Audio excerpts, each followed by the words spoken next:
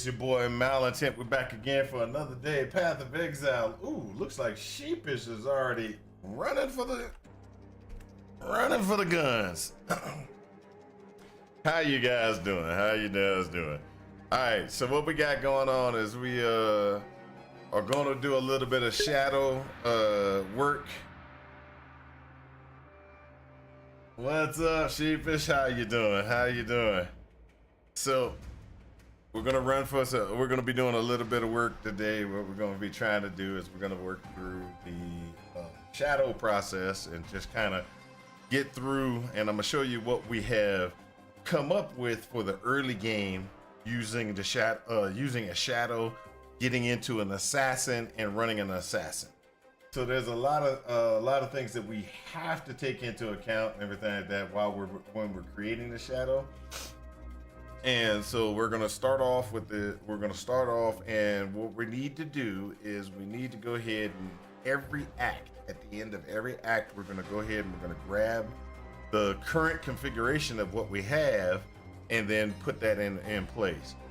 So what gear we have, what things that we could do, and we're gonna note, they're gonna note what we could have done or what we can do to increase our DPS with the current gear we had. So like editing it and saying, hey, we add some, if we did more lightning damage here or there, or doing these particular things. Now, by doing this, what we're going to be doing is we're going to be having to create this character, and what I'm going to do is we're going to create this character in an SSF format. So right now we have SSF Mirage. These are all the things from Shadows that went through the gauntlet type configuration. What we're going to do is we're going to go ahead and do this. We're going to just go ahead and delete all those because gauntlet stuff has already been paid. Nobody has to worry about that. So there we go. So so what we're going to do is we're going to create a character. We're going to go solo self-found because we want to. What we want to do is we want to try to imitate what we will have to do inside of a gauntlet run. Now, we're not going to be doing increased damage, increase any of those things, because if we do the increase of damage and stuff like that, we'll probably die a lot because this is supposed to be what we're trying to do to get the character the best damage it's supposed to, and get us through the campaign. So what we're going to be doing is we're going to run this as with quickness of body and sharpness of mind. How have you paid for these gifts? With innocent blood. Yours is a predatory profession, the business of butchery. You have stolen many a life to fill your purse.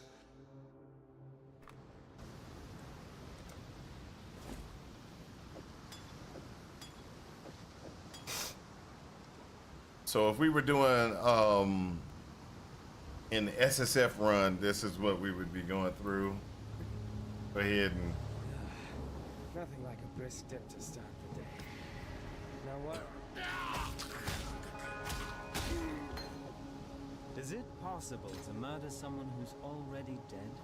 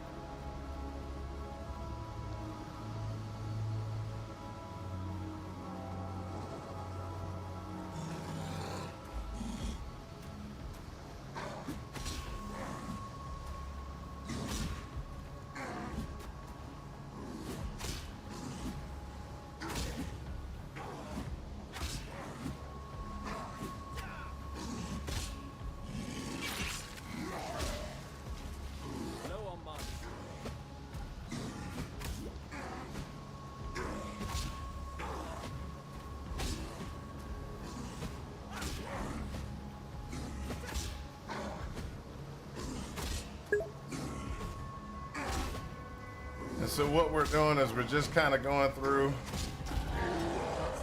not being dead yet.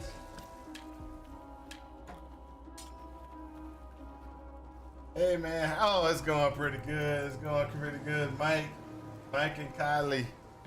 It's going pretty good. Going pretty good. We're just going through, like I said, doing a shadow build, kind of going through the shadow build to try to figure out what we're going to be doing moving forward.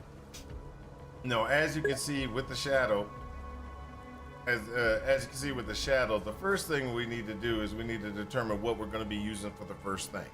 Now, depending upon what you have received and what you have access to determines exactly which way to go. So one of the things that we do, one of the things that we try to deal with is try to deal with what we have gear-wise. So the things that we can do is we can either do Cobra Lash or we can do ethereal knives, basically right off the start. If you have a claw that drops, Cobra Lash is definitely a definite way that you would want to go. If you don't have that and you want to, let's say, as you can see, we have 2 wands that drop. You see the 2 wands? So we have 2 wands that drop. We can either instantly go into ethereal knives and then pick up ethereal knives and use those 2 wands, because those 2 wands is going to be very good for DPS wise, because it's green and green. As you can see, green and green, so we can automatically put the chance to poison with ethereal knives, and it would do very good for damage or damage and be able to do pretty good damage. But we also received a bow. So we have a bow, a magical bow. So that gives us other opportunities. Now, because we have the two what you want to call it, wands are going to be better overall than the Cobra Lash. The Cobra Lash is very good but there's 2 things you gotta think about. With the wands, you don't necessarily have to have the wand to be magical, or keeping it up to date and everything like that, to keep your DPS up. While with Cobra Lash, every claw upgrade you can get, you need to take it, and you need to make sure that you enchant it, making it magic, or making it magic, or making it a rare. And you need to do that every time you get a claw upgrade. If there's a claw upgrade, you have to take it. That keeps your damage output high enough that you don't have to worry so much with your DPS. Now, with saying that, there's a couple of other things that you have to realize. When you are using a shadow and you're running a shadow from start and going up through the process, the things that you want to make sure that you're aware of is the following, and that is, you don't want to put anything inside of your weapon slots. And what I mean by that is no gems in your weapon slots, because they're going to be switched out. They're going to be switched out. So let's say I decide to go Cobra Lash, right? And I put the Cobra Lash and I got green here, right? What happens when I need to upgrade my weapon and I don't have a green or a green blue, or whatever the combination is that I'm going to have for my Cobra Lash? And if it's in my weapon, I can't switch the weapon out. All of a sudden I'm stuck. My DPS stops until I can actually get an item or get the right coloring in place. So so as a shadow, understand that the weapon is going to flip out constant to keep yourself to keep your DPS up. So for me right now, because I don't know what the guy, now this is another thing. So when you're running in a fast manner, you have to make these decisions quickly. So one of the things you can do is you can close this, right? And then do purchase, and then see what you have in gear wise as well. So if you notice right here, we have a green chess piece, but that costs 2 scroll. We have a green chess piece, but this one costs 1 scroll. It's not 4 linked, but it's a 3 link configuration. Here's a 2 linked configuration. So what we're gonna do is we're gonna look to see what we have that's in the one chaos realm and is going to be something that we can wear. So here we have 2, almost 3 greens. Now, if we decide to go with Cobra Lash, 2 greens is perfectly fine. The 3rd green would be void manipulation maybe, or it could possibly be something like multiple projectiles, like volley or multiple projectiles. That gives you more things popping out and hitting and chaining through multiple mobs. So that's a possibility. Also, you can do the ethereal knives. You do ethereal knives. You do chance to poison, and you're gonna take pierce so that it goes through, or blue with an unbound ailment, which is going to increase your poison damage. So you could do that same thing with Cobra Lash as well, which is going to be Cobra Lash, poison, unbound ailments. So that will give you more more poison DPS. So those are the things that you have to kind of think about when you're looking at what pieces of gear you got.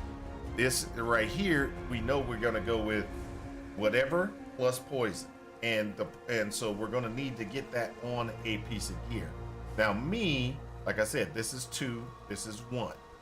This is already in the correct coloring format. So it's green, blue. So during our run, it's a possibility that we can find a green, blue. But if not, we might be able to get a fusing to change this to a green, blue 3 link, which is going to take us all the way into the next area. So what I normally do, and this is one of those things that I normally do, is I normally set my chess piece as my main attack power or main power. Main power is going to be on the chess piece. The things you want to look for is rings, amulets, and you're going to look for rings and amulets in a fashion that's going to give you your resistances and or you increase your damage. You're going to get that through your rings and your amulet. Your boots, you're going to look at your boots, and the boots will be flipped out as soon as possible. So the 2 things, because if you think about it that way, the 2 things, you don't want to put main power configuration in your weapon. You don't want to put main power configuration in your boots, because that's going to need to get that speed to run through and get through from point, throughout the axe, etc. So right now, what I'm going to do is I'm going to go ahead and spend 1 scroll to pick up the chess piece to put the chess piece in place. Okay. Now, Stay sharp out there. let's go ahead and look over here. Saw what you did to Hillock out there. Lion Eyes watched. At this time, we can go through and we can look at to see exactly what we have over here to use outside of the spells. So right now, I didn't choose either one of those. So let's just say we did choose. And currently, when I do the Hillock reward, like I said, I have these 2, and it's less. It's less for me to do. So I'm gonna go ahead and I'm gonna do this. Now, if I click this is a physical base spell that launches several projectiles in an arc in front of the caster. So that's what this is. All right. Now, also it shows you what you can get. This one right here is they tell you the things that you can use with it. So Spell Echo, I don't know why they put that there. Spell Echo would not come into effect until you're already in Act 3, almost no, Act 4. You'll be in Act 4 before that pops up. Pierce is a thing that you can take. Pierce is automatically going to get you get it so that it goes through the enemy and hits enemies behind it, so you can poison more people. Faster cast does the quicker casting. Controlled destruction. Faster projectiles. Faster projectiles definitely is a good one because it means it spreads it further across the screen. Physical to lightning is something that you can do to get more damage out of it. But let's go ahead and say I'm gonna pick up this because that's the route I'm going. Stay sharp out there. But as you can see, we have a magic bow. So one of the things we can do is we can go arrow. So we have caustic arrow, burning arrow, and split arrow. Burning arrow is 100% converted to, and it causes ignite. 100% physical damage converted to fire damage. Split arrow fires 5 arrows. So split arrow is a great one in Pierce. If you're gonna put Pierce with split arrow, it's good. It cuts through multiple mobs, and because you're shooting multiple arrows, it just kind of goes through all the mobs. But that's going to be 3. It's going to be Pierce, split arrow, chance to poison, and Pierce. You also have the ability to do this one, which is 60% of physical damage converted to chaos. Chaos damage modifiers to projectile damage applies the skill damage over time, and it is a base chaos damage per second that happens with this. Fires an arrow, deals chaos damage in the area on impact, spreads caustic ground. Enemies that walk across it take damage over time. This is a good one as well, but not as how can I put this? This one is good if you're going to be trying to do a lot of kiting and everything like that. I got a lot.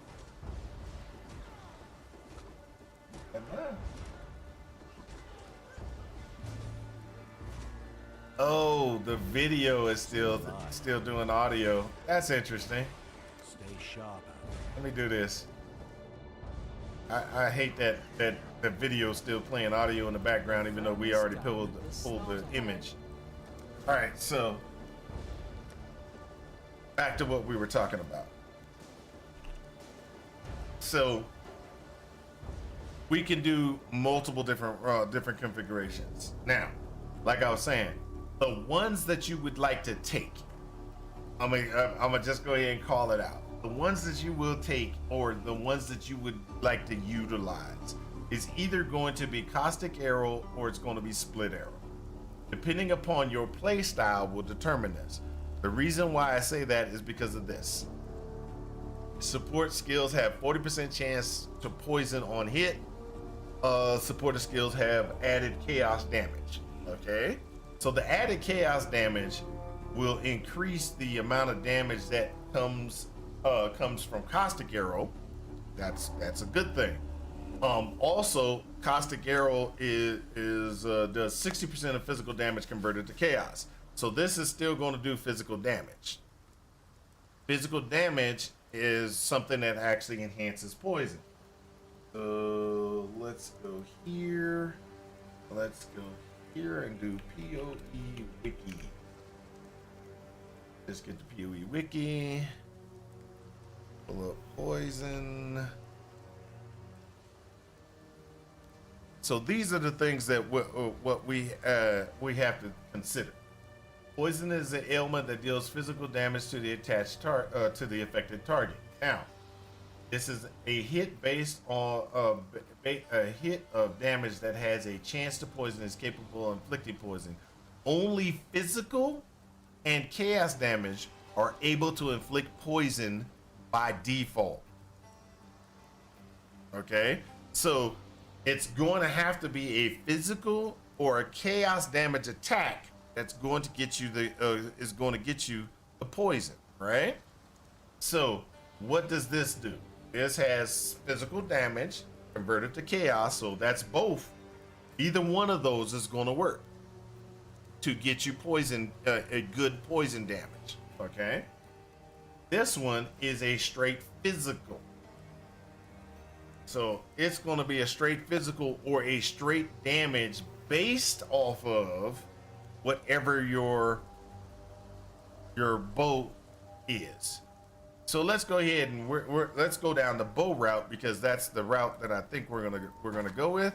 This is it just says dex. So this is just straight dex, straight bow damage, etc.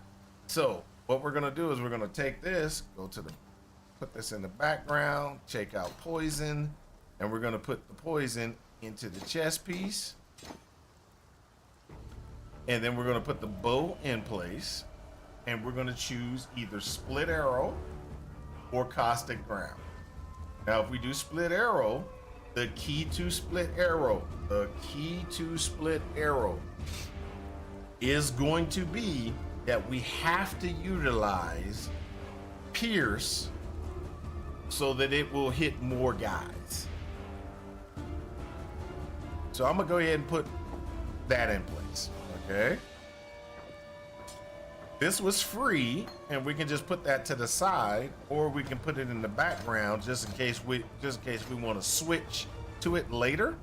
But we're gonna lose. While we live.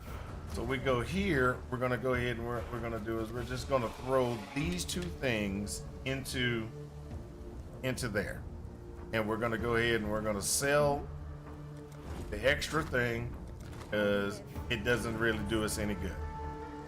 Now, there are things that we have to do to make this a very good thing, to be able to survive early on. So this right here is going to be the thing. We get an increase in chaos, increase in physical damage automatically. That's the first one we're going to do. That's a given. Okay. Now what we're going to do is we're going to just go through here. Split arrows taken.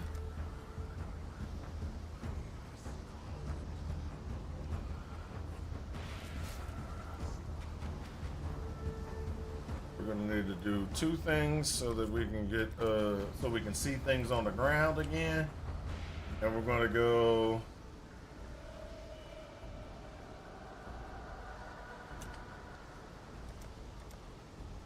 like that, and then we're just gonna, oh, there we go, we got belts. So the belt gives us energy shield, which is a good thing. And then what we're gonna do is we're just gonna go ahead and do this.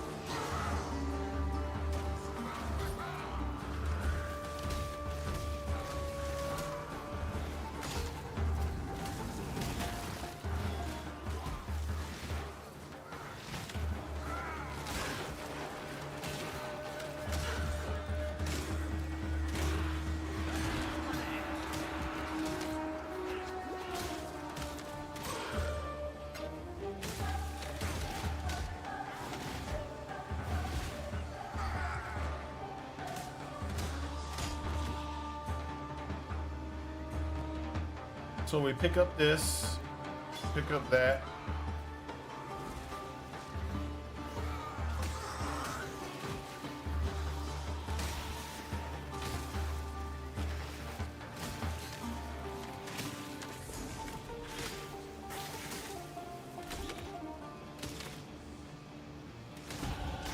I'm impressed by how much this place wants me dead.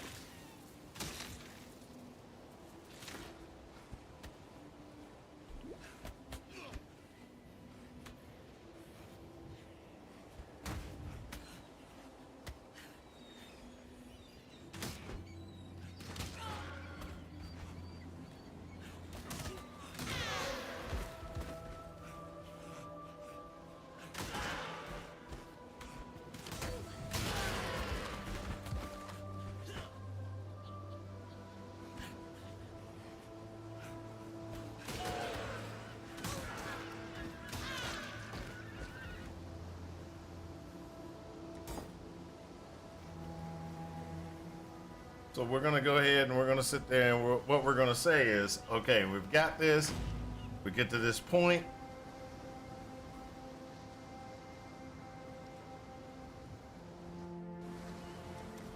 And we're gonna go for DPS. So this is physical and chaos damage. So physical and chaos damage increasing is going to help on both sides of what we're doing with this weapon.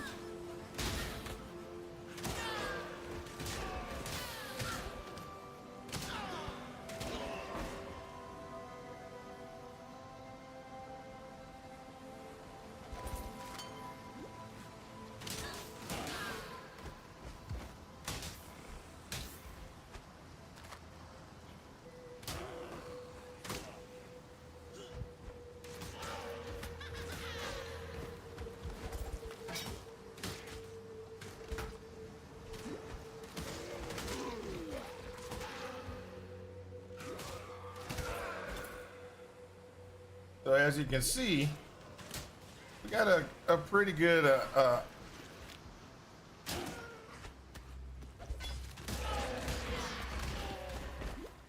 DPS configuration with, with a standard, standard bow.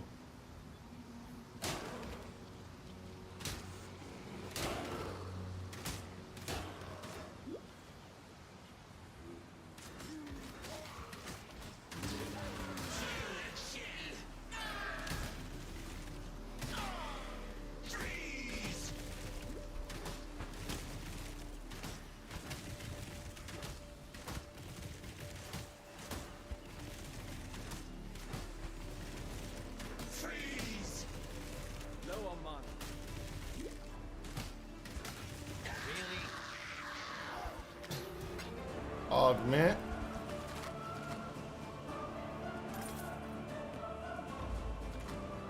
So one of the things that we normally do at this time, if it's the beginning of the league and everything like that, you're going to go ahead and you're going to exit out of the beginning of the league. You usually go here and you exit the character. And the reason why is because that's faster and it doesn't waste a portal scroll.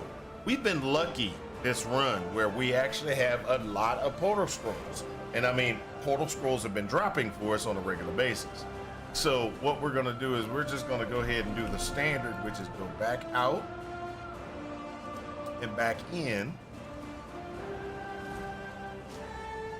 and then after we go back out and back in, we're going to go ahead and go here, grab the speed potion, and you remember we said Pierce is a good one for split arrow. Now, we did find while we were running, we did find a blue chest piece, or a green blue chest piece, which it's 3 lengths, so it's 1, 2, 3. That is automatically a good thing. So one of the things that we can do is we can go ahead and we can grab something that's going to help us in the long term with whatever we have. So one of the things, like I said, is to go ahead and utilize what we're gonna do is we're gonna take the Pierce. We can't use it at this time, but we're gonna take the Pierce. And before we actually identify any items, like, identify any items or utilize any items, we're going to go ahead and we're going to look at some other things. So purchase, we just got more gems that we can utilize, right? So let's go ahead and look at what this row here is the new stuff. We got Pierce, Elemental, we got Arcane Surge, Momentum, Volley, Spell Cascade, Infused Channeling, Mirage Archer, Summon Phantasms, and Swift Assembly. So Mirage Archer is a good thing. We don't have slots for it. Okay, so that is Mirage Archer is great for when you're sitting there and you're like, I'm going to shoot. I don't want to stand still. I'll let it shoot from over my shoulder, and it's gonna shoot over my shoulder and do damage. We're gonna automatically switch these two out, and we're gonna go ahead and put split arrow, put that in and that in back in place. We're gonna go ahead and get rid of these two chest pieces because it's not needed.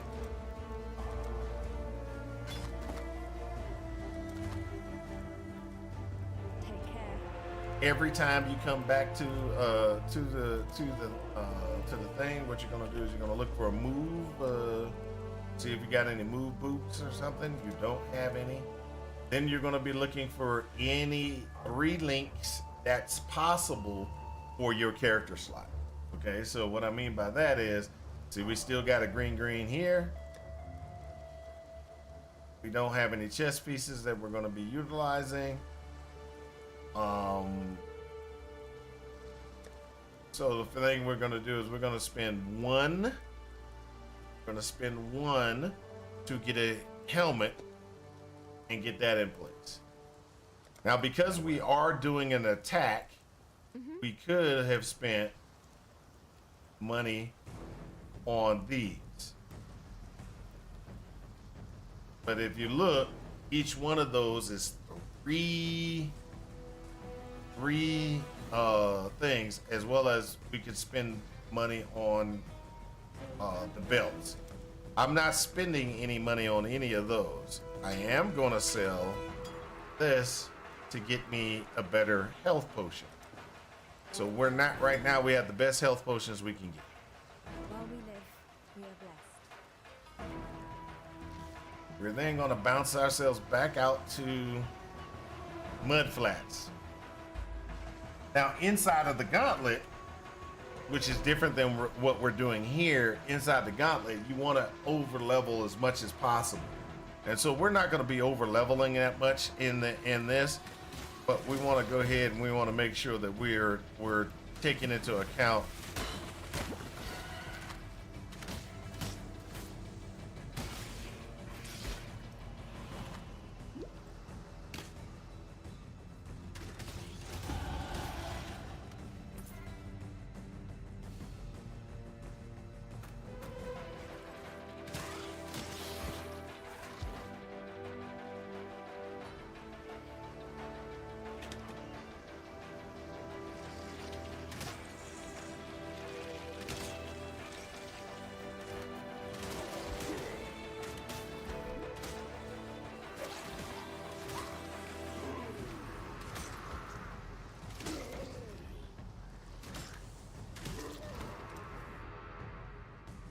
and this, if you look, this is all physical and chaos damage increasing.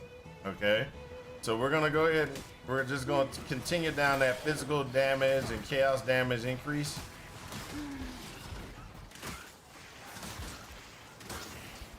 Because it's going to be the best DPS we can get.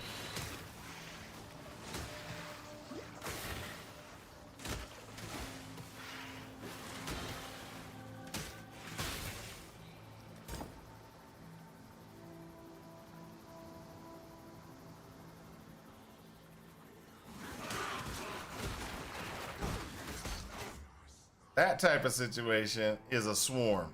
Instantly log out. If we were doing a SSF or hardcore, as soon as that happened, it's time to run. It's time to run. Get out of there as soon as you can, because they are going to stun you more than you're going to be able to do any other type of damage. So we saw that. We got swarmed. You get out of there.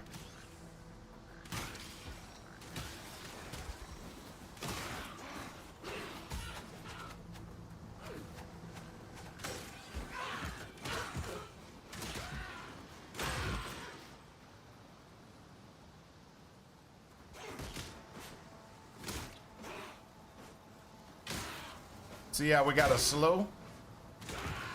Those guys instantly put a slow on us.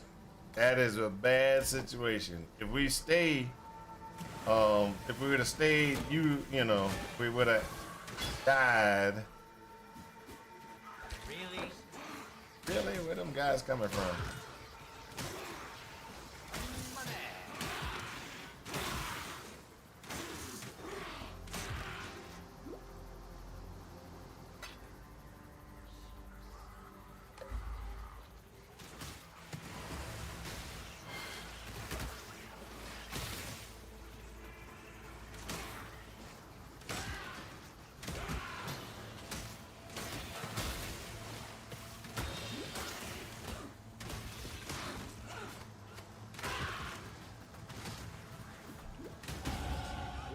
death, I live a little bit more.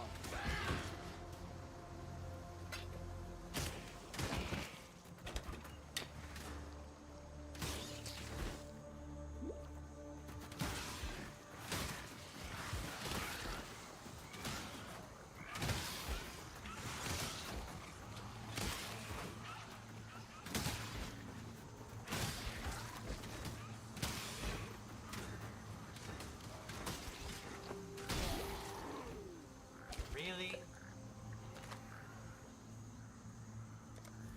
Still the same situation. Always come to the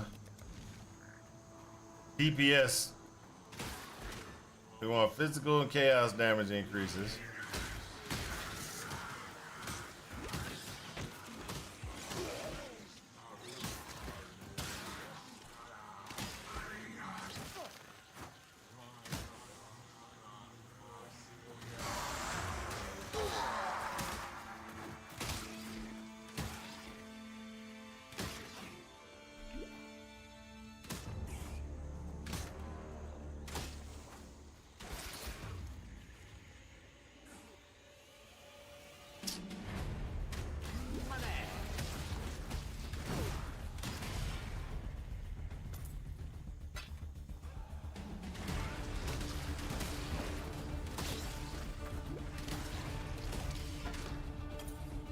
Really? So right there we picked up 1, 2, we got 2, 3 of those items. Now we can go ahead and just leave.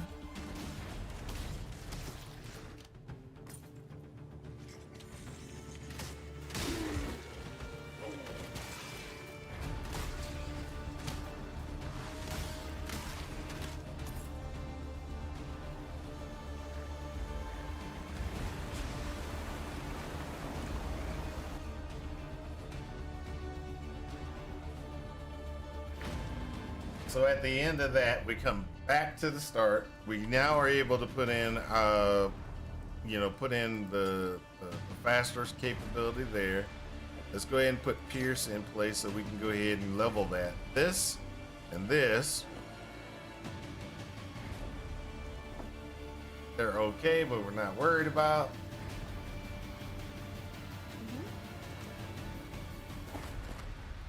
Rid of those two. Now here is where we sit there and we have to take into account that, yeah, these have nothing, I repeat, nothing to do with getting us more DPS. You can grab Detonate Dead as just something that's gonna, something that's gonna be out there for us to utilize. Then you can grab the Frost Blink, because it's actually a really good situation of extra damage. But as you can see, none of the items we have has a blue slot in it. Remember I said no primaries here. So what we do is we look for a glove piece. You see this glove and that glove automatically are better gloves. Or it's a glove that has gonna have a blue slot and a green slot. That's perfectly fine. Blue and green is what we need. So we're gonna sit there and we're gonna grab that. We're gonna put that in place of this glove. The green is just Detonate Dead. We really don't care. The blue is Frost Blink, and we're gonna start utilizing Frost Blink. The Detonate Dead is just a little extra damage. It doesn't do anything really because we don't have it's not something that we can utilize very well at our level, etc. Now here we have another set of things that we can do. If you look, we have Sniper Mark, we have Bear Trap, Conversion Trap, Puncture, Animate Weapon, Detonate Dead, Contagion, Frost Bomb, Orb of Storms, Flame Wall, Flame Dash, Frost Blink, and then we have Shrapnel Ballista, and then we have Shield Charge. So Shrapnel Ballista is actually a really good item. So what we're gonna do is we're gonna go ahead and pull Shrapnel Ballista, put that in place. We need to buy a chance to poison so we can get a so it can do poison as well. That's going to keep us up to a or running the way that we've been saying that we're going to be going, which is we're going to be going down a poison route. We want to poison. Oh, I forgot. One of the things that we want to look at, and I forgot that we didn't do, we want to constantly look in here and see if we can find ourselves a quiver, because quiver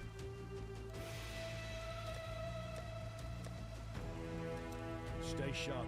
a quiver is good for DPS and increase our DPS, because quivers at this level are nothing but extra damage. Okay, so it's nothing but extra damage. So, oh, hold up. Let's look at something, because we probably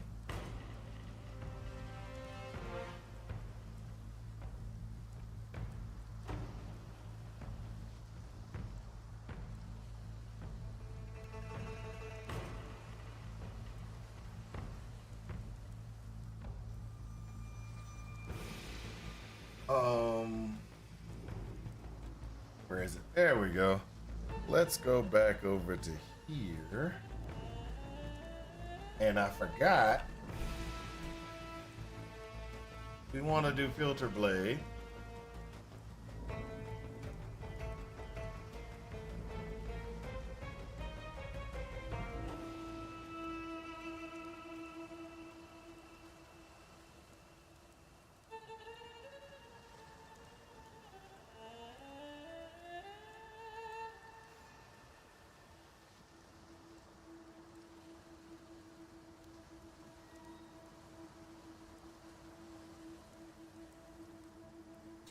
So we want to make sure we got bow stuff.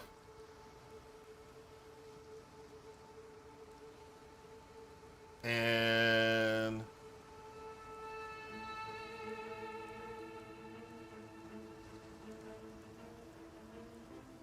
we want to do export, create a new filter.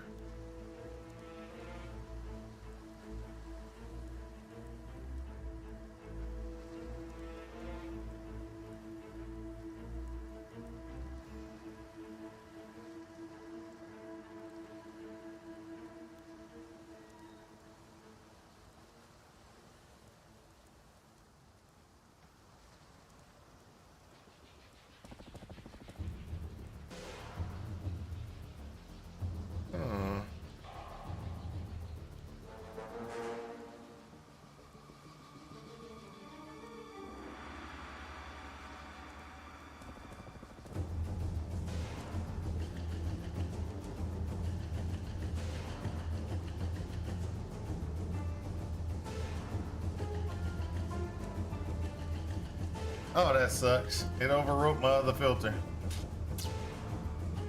It's okay. It's okay. I didn't want to overwrite my other filter. I wanted to, kind of go with, so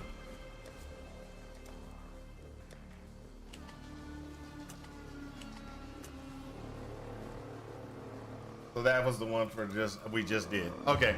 It happens. It happens. We're just going to continue to move on.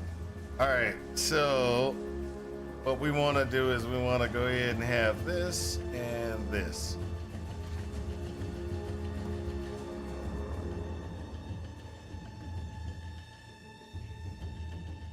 Oh, hold up. Yeah, we got it. Okay.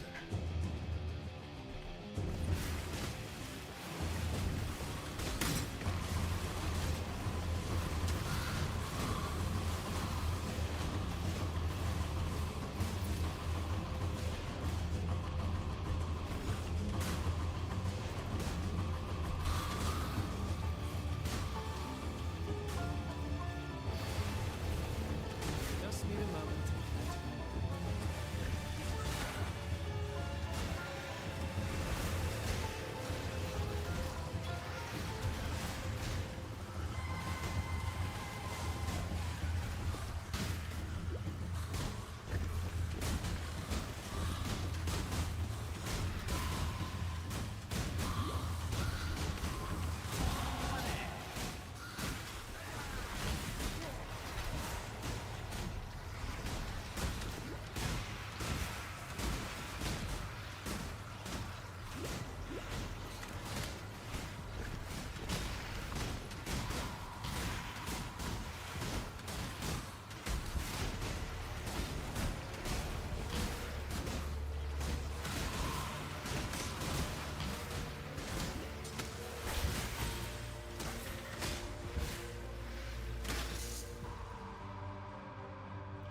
All right, so there we go. We're gonna do nothing but chaos damage increasing and physical damage increase. Now, we're here at a particular spot. Now, there's a lot of people do different things here. I just I drop a portal, and then I move on to the next location.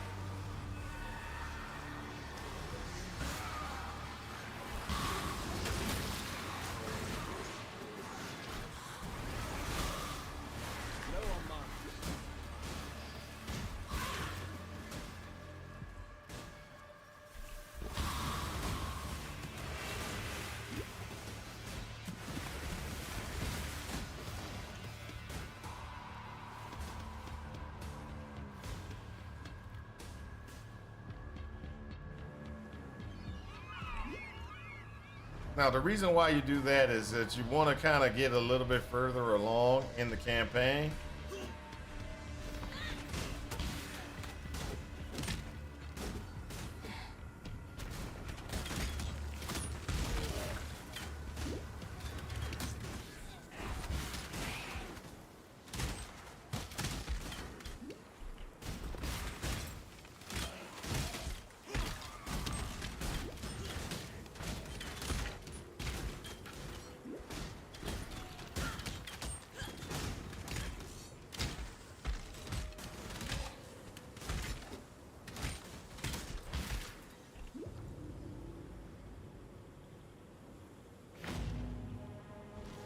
So I go here and I bounce back to town.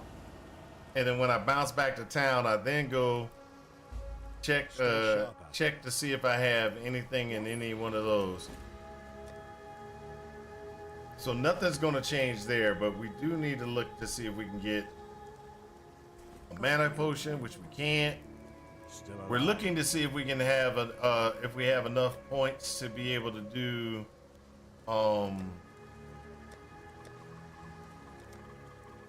looking to see if we have enough points to do any modifications or anything like that. So our DPS is slacking off a little bit. Hello. Now we can do things like grab one of these to get us a little bit more DPS. Which what you would do is you would sell one of your transmutes, get you 4, and then what you do is you purchase one of these rings to get you a little extra DPS. Another thing that we would do is we've got a magic bow. We have an augment. We pull it off, we do augment. That gave us more physical damage. Now we got physical damage here, physical damage there. Other things that we can do is we can move this ring into being magical and try to augment it and see what we can do. That's the best we can do. Now we're out of things to be able to enhance that. So what we're gonna do is don't forget, we're gonna pick up all of these items, the magic items, so we can sell. I didn't do that earlier, but if you have any magic items, you always want to pick them up so that you can sell, because they're gonna come in handy.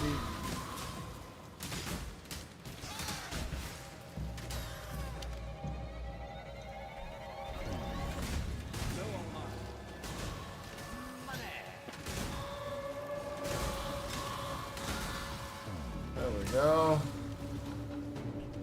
Mana. I'm gonna put that in place of this one.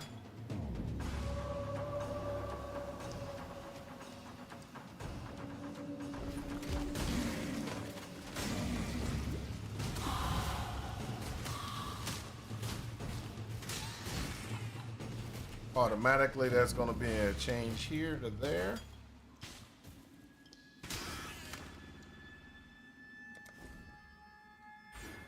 So now we got attack speed, some dexterity increase, etc., etc. So then the choice is, are we going to do damage over time increases, which is going to increase our poison capability, or we're going to go ahead and go the physical damage route and critical strike chance route and like go up and over or down and over.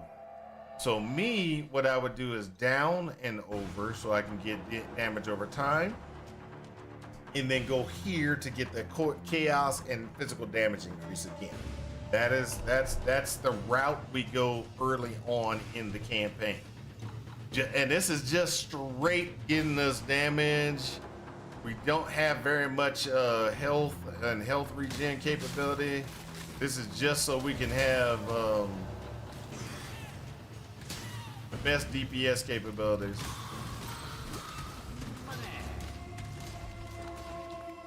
We got a whetstone.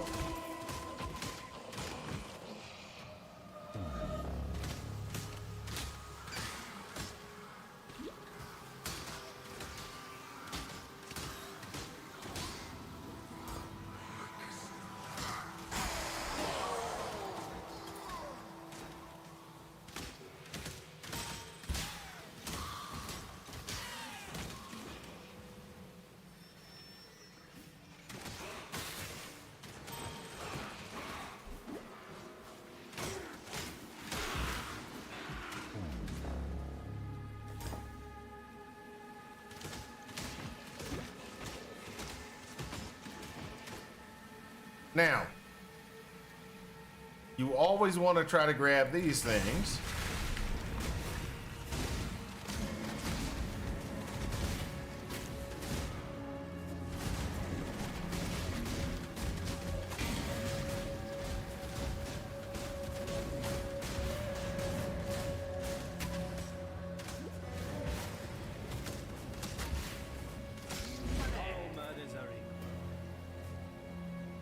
Because they are instant enhancements, and they're instant enhancements to your damage output, etc., or creating a really quickly enhancing your damage output. So we have a pretty good configuration right now on what we need. Now this right here, like I said, if we can get that 3 link, it would be great. We have some good damage on the from the bow, some okay damage from a ring. I haven't seen any iron rings drop, so since there's no iron rings that are dropping, that actually is going to it's hindering us from, you know,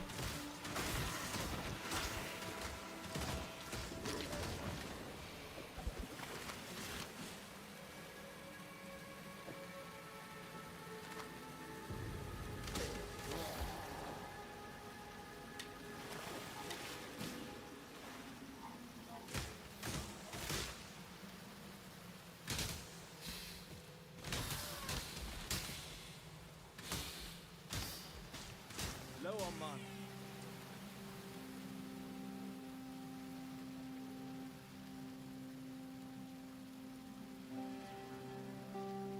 so this is where we're gonna go ahead and we're gonna do a couple of different things. So one of the things that we're gonna do, we're saving the blacksmith whetstone till we get a bow upgrade. As soon as we do a bow upgrade, we're gonna do a bow upgrade,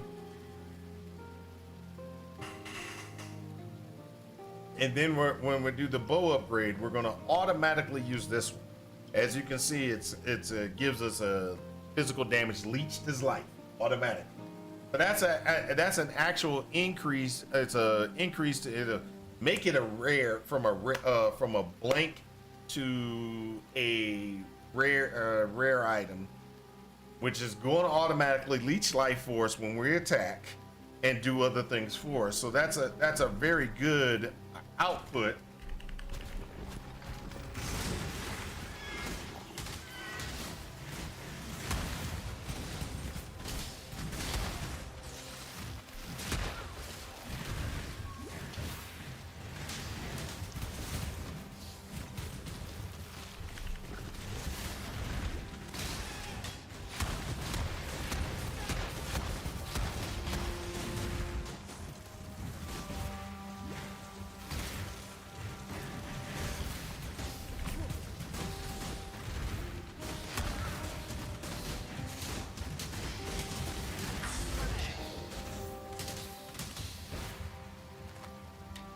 Now, as you saw, that was nothing but extra damage from the Detonate Dead. And because Detonate Dead has a very low mana cost, I was able to cast it over and over again with no problem, not really causing any issues.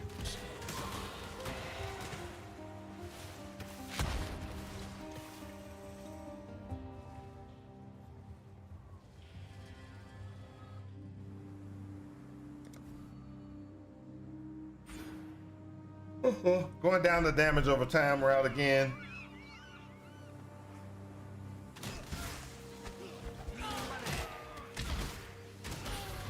Just need a moment to.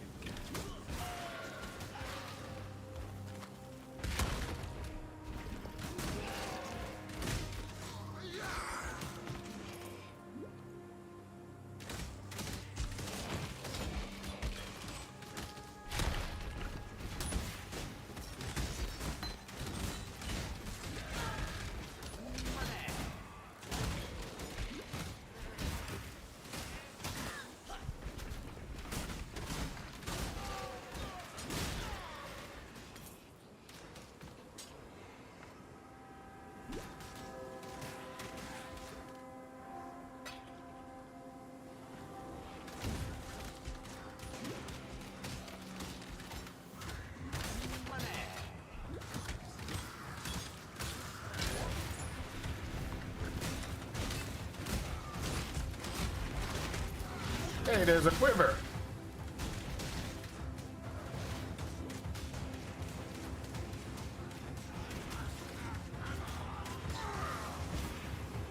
I need more pockets.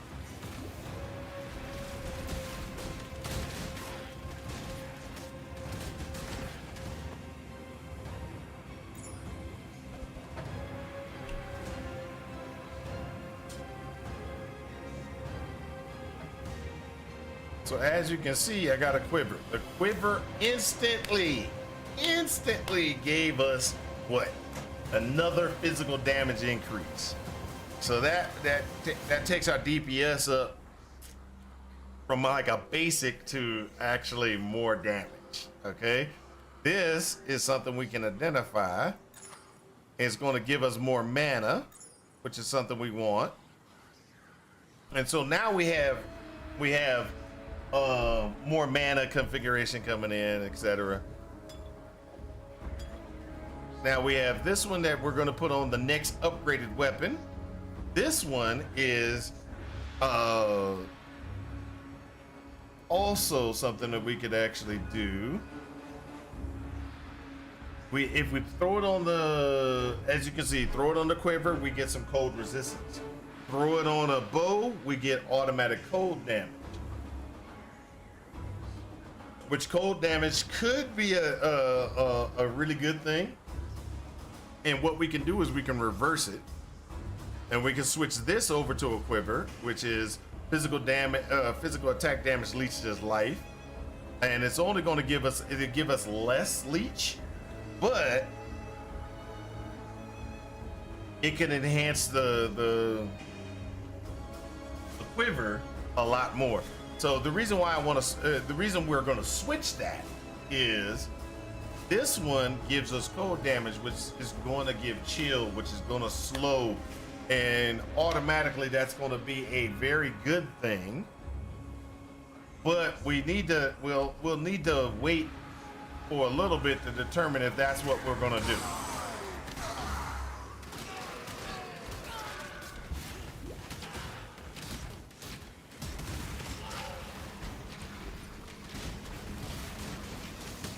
Just need a moment.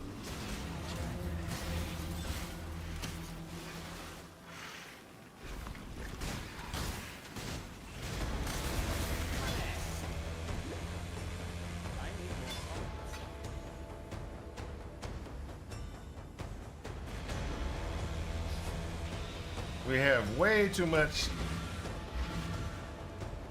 so we're gonna have to go back and kind of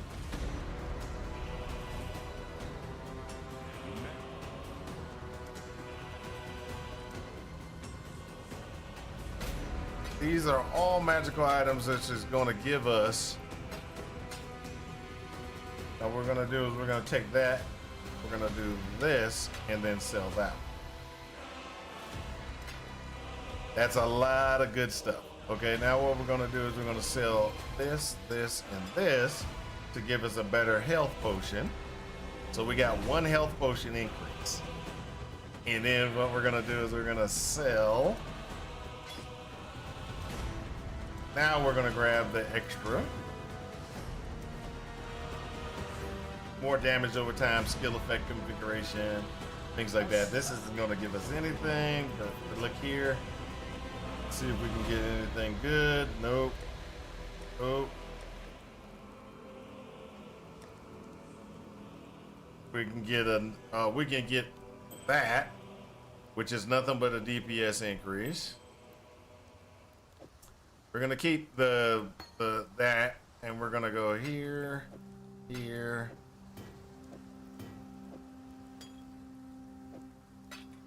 Goodbye. Now, we're gonna go back. I'm gonna go ahead and I'm gonna put the mana potion up just in case we needed it another time. We're gonna go back and pick up all the blue stuff that was there. There's a ton of blue. A ton of items, a ton of items.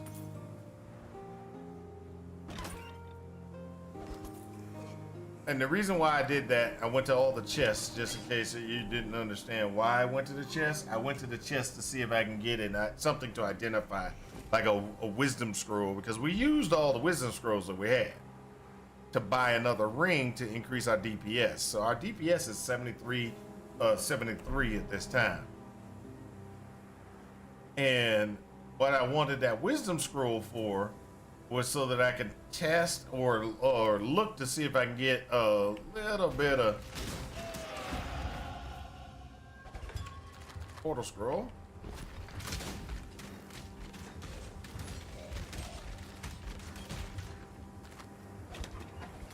I need more pockets.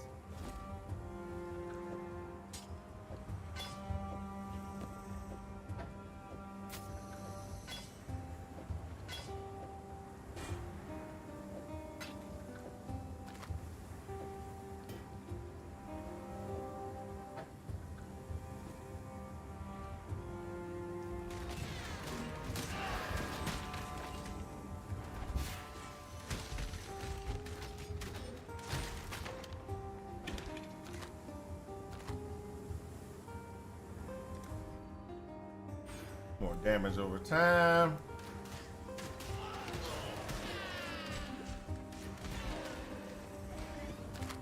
Wisdom scroll. Now the reason why I wanted that wisdom scroll was at the time was to try to go ahead and try to check on these particular things that we have here, like this one, to see if it's going to be good, or this one, which is boots. This did not give me what I wanted, but it's actually better armor than what I have. So we'll go ahead and we'll drop that. So this just gives us better armor, better evasion. It's a good thing. The other stuff, just go ahead and let's keep on moving because it's not that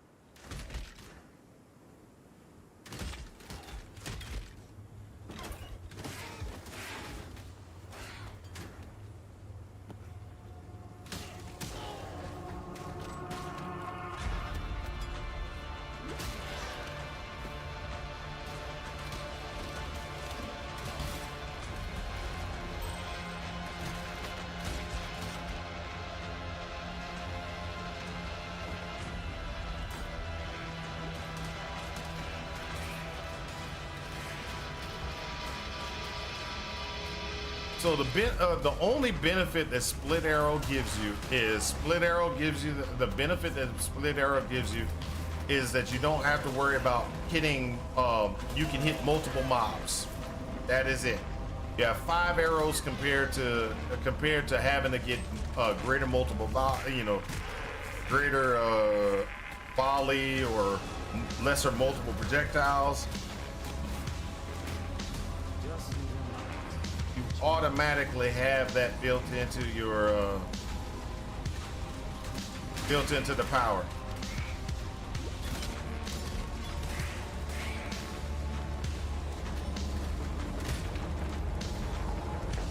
So this is actually where we have a slight dilemma. What we get is we get a color change from color change versus what we have here. Now what we're going to do is we're going to go ahead and get rid of this one, get that color change. The color change is more important. And when you to get color changes, that's something that I didn't say, but to get a color change, it is a green, blue, and red linked.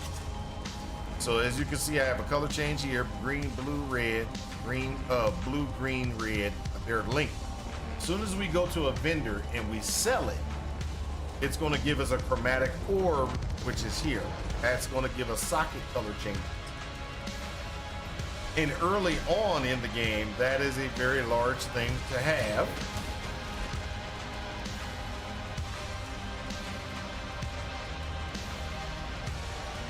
Because what that means is that we can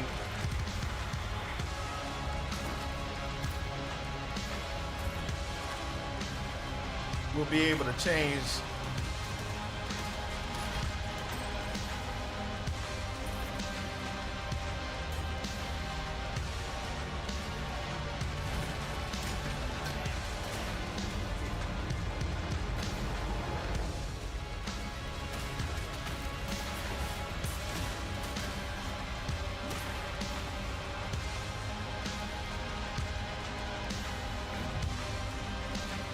back to town. We're gonna go back and sell.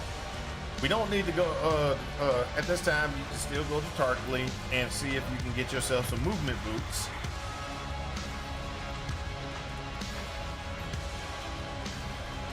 No movement boots. And you can still look to see if you can find earpieces that would actually enhance or better enhance your capability. So what we're looking for, still again, what we're looking for is green, green, blue, green, green, green. For the shrapnel ballista, what you want to look for is like I said, you want to look for shrapnel ballista, you want to look for chance of poison, you want to look for pierce if you can early on. And what that does is that allows it to just kind of shotgun at base range and hit things behind you. Long term though, you want to switch up. You don't want to necessarily do that. And I'm gonna tell you the reason why. What you want to do, we'll set that out. We're gonna ID that one, and then we're gonna sell it. I'm gonna sell it. So the reason why we ID'd this one is you get better, you get better gear pieces out of your rares, or not better shards out of your rares than you do if you just did it any other way. So we just got rid of all those. Now this is very important, and we're gonna keep that on us. So this gives us, now right there we go. So this gives us physical damage, and it's gonna give us some cold resistance. We're gonna need that long term, so let's go ahead and pull that off. We're gonna keep this one just in case we need to create another one to get our cold resistance up and everything up. We, here's the, remember when I was talking about bow increases? So this bow is 6 to 16, this bow is 7 to 16, okay? So what we want to do is we want to get a better bow.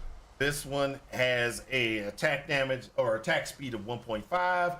This one has a 1.3. It's a lot slower, but does more damage.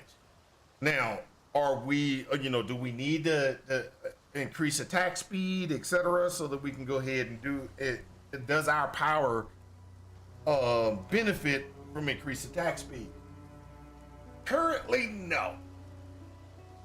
Well, what we're looking for is we're looking for just increase in damage, just more damage, more damage, more damage. Oh yeah, whatever. Are we dead yet? Or whatever. I'm gonna push you over here right now. So, with this, as you can see, you remember I was sitting there and we were talking about the different things. I said to to maintain looking for quivers. You see that there is a quiver here for a transmute. Now, as the assassin, one of the things that I was telling you before is you're going to want to continue to upgrade your gear pieces to make sure you maintain DPS on a long term. Now, we don't need it. We don't necessarily need this fire damage increase to attacks. We do have have one that dropped, and that one gives us physical damage increases. So this is where we have to make that decision. Okay, so I'm running a split arrow configuration and a ballista totem configuration, both with chance to poison. The poison damage if I switch out of the physical damage configuration, poison won't do as much damage. And so I would lose poison DPS by going here. By doing fire damage, I would lose poison DPS. So these are the things that you have to consider when you're building your character and you're leveling your character. You got to make those decisions. Well, is it going to be more DPS loss by switching from physical to the fire, or is it going to be less DPS loss? So when we consider those things, let's go ahead and consider those things. And then same here, switching to this bow that has more DPS, are we going to lose DPS by the attack speed change over anything else? Okay, and so this is where you got to kind of start looking at different things. Now I'm gonna show you a couple of different things. So somebody, who's that? Are we dead yet? Just ran. I'm trying to run a dungeon to throw me off. There you go. I joined a dungeon just for you. So this is where we sit there and we go ahead and go in. We're gonna go Mirage. Solo self-found Mirage. We're gonna pull this in. Okay, so right now we got split arrow. As you can see, the split arrow and the poison DPS is 5.3, right? So let's go ahead and do this. If I go in and I take a Control C,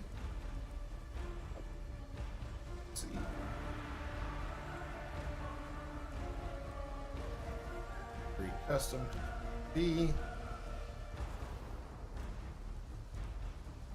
and I switch my bow out to the longbow.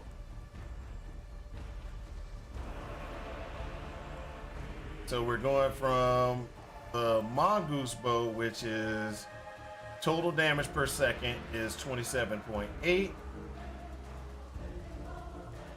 45.1.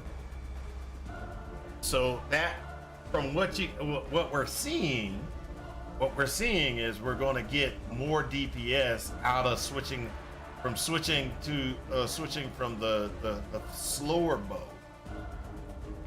We're going to get more DPS switching to the longbow.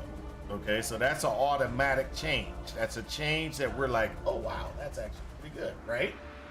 So DPS wise, let's look at this. Control C.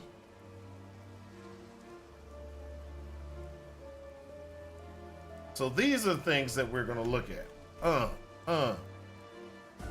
Add, and then we're going to switch this, switch our thing out to, hold up, add to the build. Let's say add to the build. We're going to switch this out to the firewall. So total DPS, total combined DPS, total damage per poison, and everything like that. So we're looking at the DPS right there.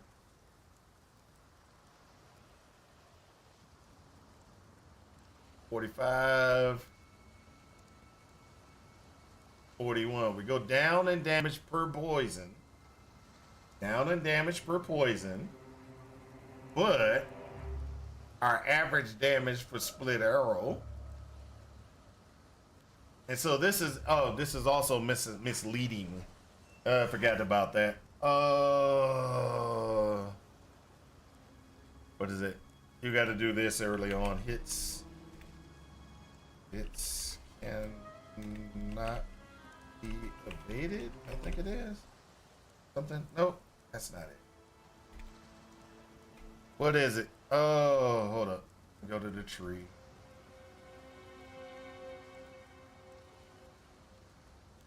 Your hits can't be evaded. There you go. I think.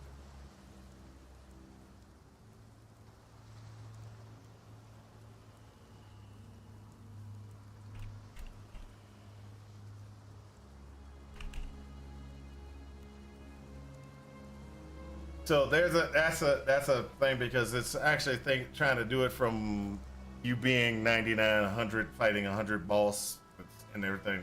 Somebody's 88. So you gotta change that or lower the level of the boss to something that you can actually do. So let's go ahead and break that down this way. So right now the combined DPS is going to be 62 with the flame quiver. Combined damage is 61 or 60. Mongoose is total DPS including poisons 42 with the serrated, and then there's 43 there. So by switching that up, we're going to go up by 20 DPS automatically. Okay, so that's what you got to consider when we're going through this. Now, both of those items, let's go ahead. Both of those items is going to cost us a transmute. Now, like I was saying before, a transmute, that's a lot. Okay, so we just burnt all of our currency again, and you remember we were talking about quiver or weapon, right? So quiver or weapon, and then you remember I said we're going to save the blacksmith to be used on a weapon. Remember I said that we're going to use we're going to take the blacksmith, we're going to use it on the next upgrade, the next weapon upgrade, because that'll give us a good amount of DPS increase. Well, we've done that. The second thing I said was this on that weapon would be better because this is going to give us code, which is going to slow down our enemies and stuff like that. So let's go ahead and do that. Now we have a physical code, gain life or per enemy killed. This is actually really nice DPS, so we're going to throw that on there. All right. Now you remember I said this one we're going to put on the quiver, and the reason why we're going to put it on the quiver, it gives us a physical attack damage leached as life. So we're going to leech back some life while we're attacking and stuff. Now the benefit about that is we're going to go ahead and throw it on there. We're going to hope we get other things, which we did. Okay, we get mana per enemy killed. We got a little cold resistance. That's great. But you also see that we picked up lightning and fire attack damage automatically on that. So that's a huge enhancement to our DPS. Okay, so here we're going to go ahead and we're going to do a couple of different things. We're going to take those three things, and when we're playing SSF, and or if we were actually playing hardcore, this is what you would need to do. You would need to make sure that you take those items and put them inside of a tab, so that you would not, when you die, you can at least go back and go pick up those items. Okay, and use those items later on. Now we still have, if you notice, we still have no changes until we get into the prison. So when we get into the prison, that our damage is going to change again. So we're on the climb.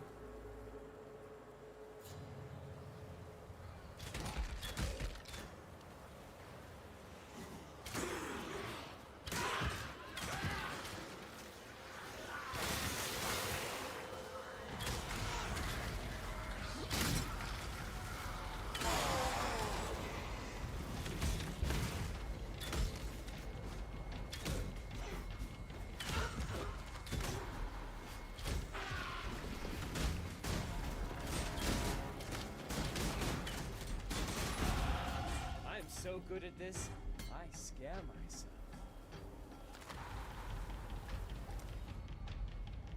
There we go. Now we got the 20% increased physical damage, 20% increase to chaos damage. We got a plus 20 to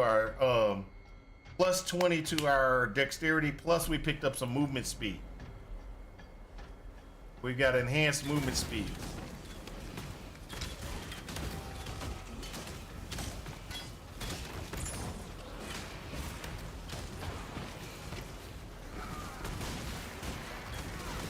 Just need a moment to catch my breath.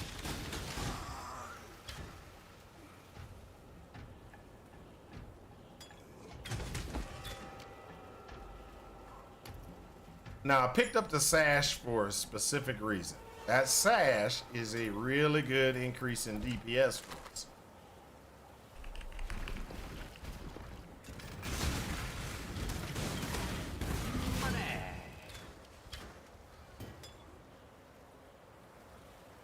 And as you can see, there's another one that's over here. We're gonna try to get and utilize because it's a.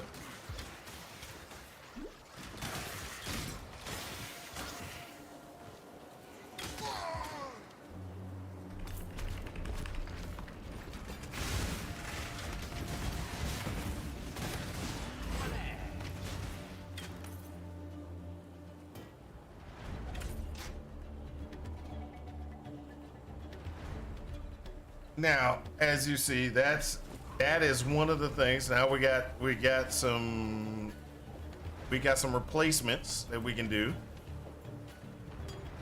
And then also you see we got this physical damage increase here. So this takes us 173, 164. See, that's a very big increase. Even though that's a 13, it's still a big increase for our DPS overall. Now, what we want to do is we want to continue to move our way through. We want to continue to move our way through this zone until we get to the prison.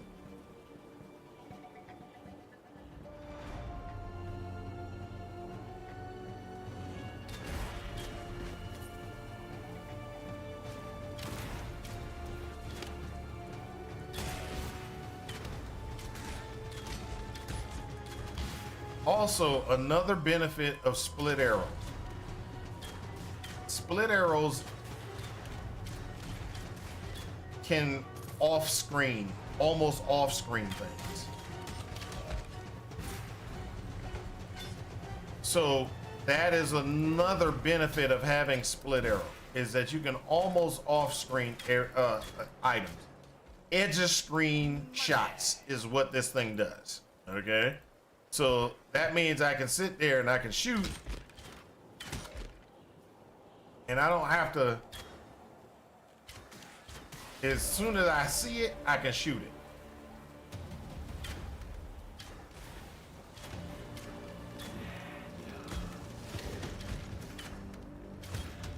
That's a huge benefit in staying alive in the gauntlet.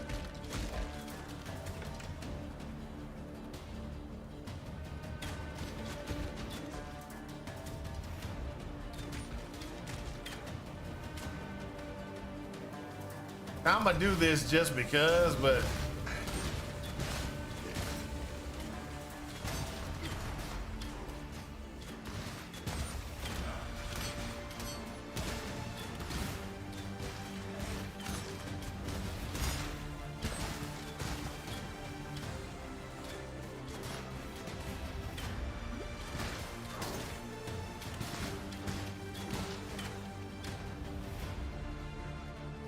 three, two, one, and go.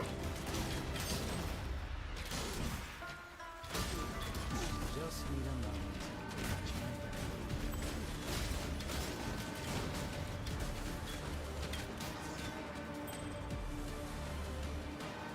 breath. Got another iron ring. Got a rare iron ring.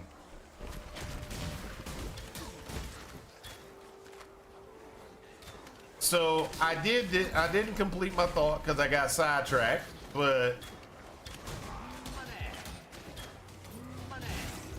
so your ballista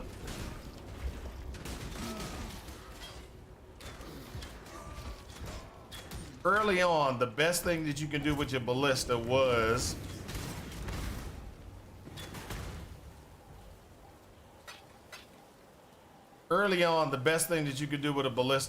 to actually set it up with Pierce. So it could shotgun through things and hit things.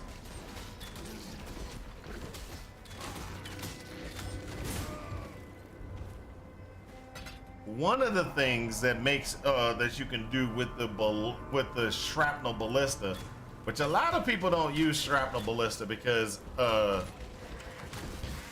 some of the limitations, we can get around a lot of it.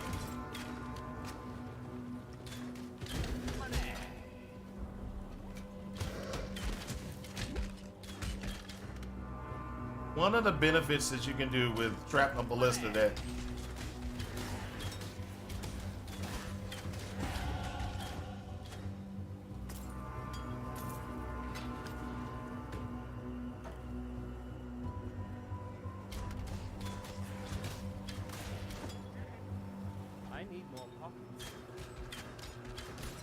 one of the failures, okay, let's just get this taken care of, that we have with shrapnel ballista, that most people have a problem with, is shrapnel ballista does not go very far.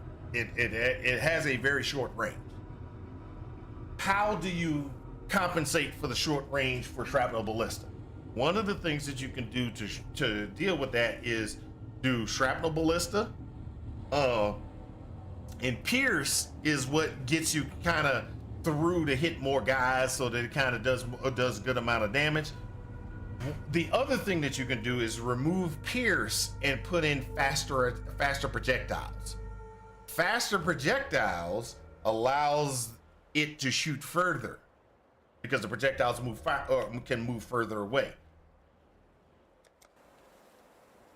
This is a huge benefit. Let me go ahead and grab this. That's a huge benefit when you start thinking about I want to help have it do more damage.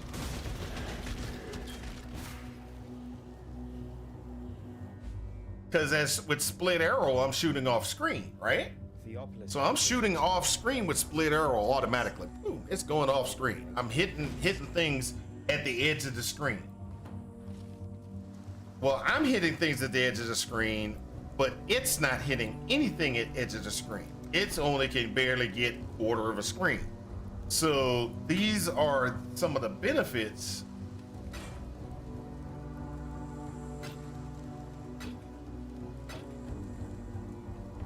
Woo. So this one, there we go. Two-handed weapons, you get physical damage increase. A quiver gets physical damage adds, things like that. So these are the things that you're gonna look at. There's nothing real, like I said, there's nothing really here. We're gonna go ahead and go there. Our boots, we can still switch out our boots to a move boot. If there's any, there isn't. There's no bow upgrades. You know, the current bow is the best bow we can get at the time. You see we have a fine incubator. We can go ahead and put that fine incubator on something. We're gonna put it on the weapon because we ain't gonna change the weapon anytime soon. We have right here prismatic burst, which is a good thing, but prismatic burst is not gonna help us. It's not really gonna help us. It gives us a little bit of area of effect damage. But here's where we're gonna have to. Here's where we gotta start thinking about stuff, or not really thinking about stuff. So when we go back, we have faster attacks. Don't need it. Added cold. Okay. Added lightning. Now the added lightning is good, and the reason why added lightning is good is it can actually get shock on the enemy. And then when we get shock on the enemy, we can continue to do higher amounts of damage. We have multiple projectiles. We don't need that for split arrow. Split arrow has 5 projectiles. Why would we want to lessen our projectile damage and get 2 extra projectiles? Yeah, it could happen. It could happen, but nah, we don't, because we're gonna, you know, we want to keep. This is the one that's the tricky one. It is a great enhancement if you're not doing any other damage, no elemental damage or anything like that. If you're not doing any elemental damage or anything, then that particular choice, it's a very good choice. But we aren't. And then last but not least is multiple trap. We don't have any traps, so we, you know, out of all of these, the best thing we can do is pick up the lightning, just in case we can't get what we want. So now we're going back in for purchase. And we're gonna look, so this is at level 12, we're at level 11, we're almost there. But now we have a new enhancement pieces. Okay, so this is where the new enhancement pieces, this is where it's going to be interesting. Okay, so what I mean by that is, let's look at what we have. We now have the ability to do faster attacks, multi-trap, trap support, melee physical, which we don't worry about, added fire, which is with physical damage is gained as extra fire damage. That means we don't lose any damage, not converted into any other damage, it just gives you extra damage. We have cold damage support, lightning, lesser multiple projectiles, increased critical strike chance, accuracy configuration, chance to flee, blind support, ballistic totem support. Now what that does is supports any bow or wand attack skill, causing it to summon a ballista totem that uses the skill for you.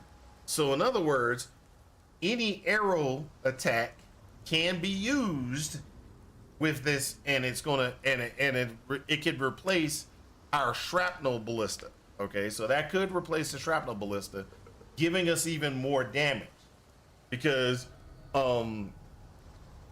you get +2 maximum support, maximum number of summoned ballista totems when you use it.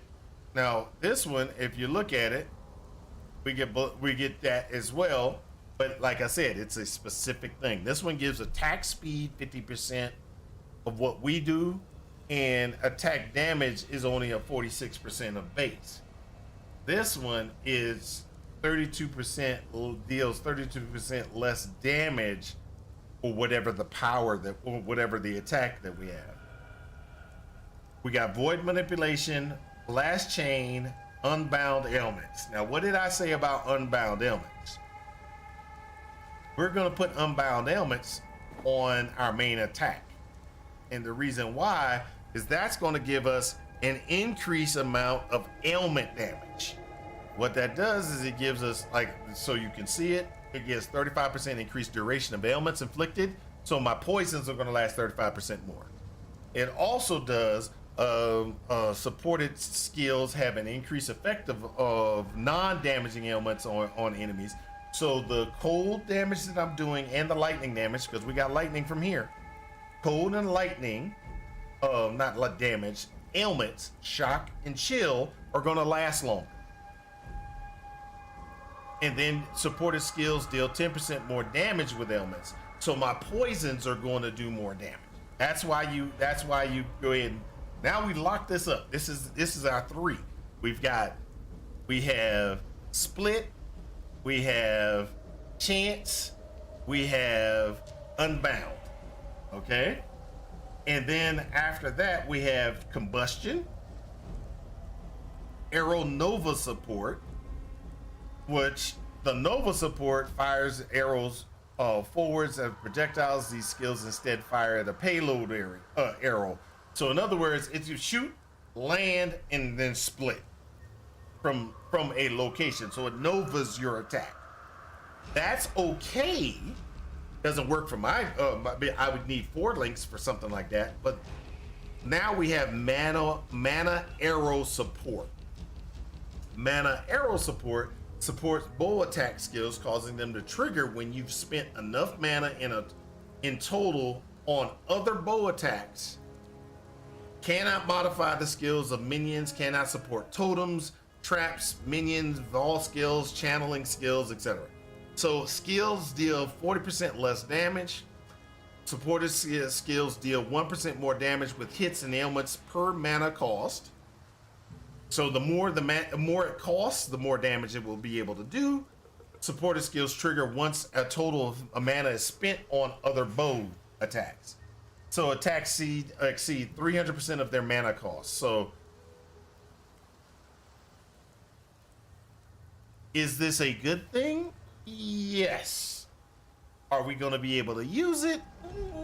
Possibly. So what we're going to do is we're going to go ahead and grab the mana arrow support. Oh, I'm sorry. Efficacy is a good one as well. And what efficacy does is it increases more damage over time, and it also gives us increased skill effect duration. Devour, what that does is killing blows with supported skills consume corpses to recover 24% life or 24 life and 10 mana. That's actually okay. And then we got the Locust Mind support. Now, we're gonna go ahead and pick up the Mana Forged arrow because that's a great thing to have. Still alive.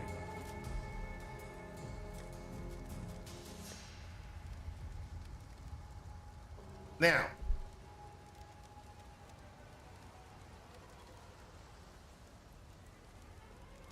what we're looking for is something like this. Green, blue. So the reason why this is okay, it's not the greatest, but it's okay, it's an okay configuration, is the green, I'm gonna pull it out just so we can have it.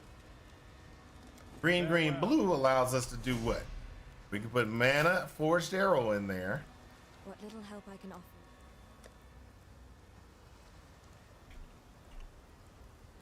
We can put Caustic Arrow in there. We can put Burning Arrow in there, or we can put Splitting Arrow in there. So what I'm gonna do is I'm gonna put Caustic Arrow in it.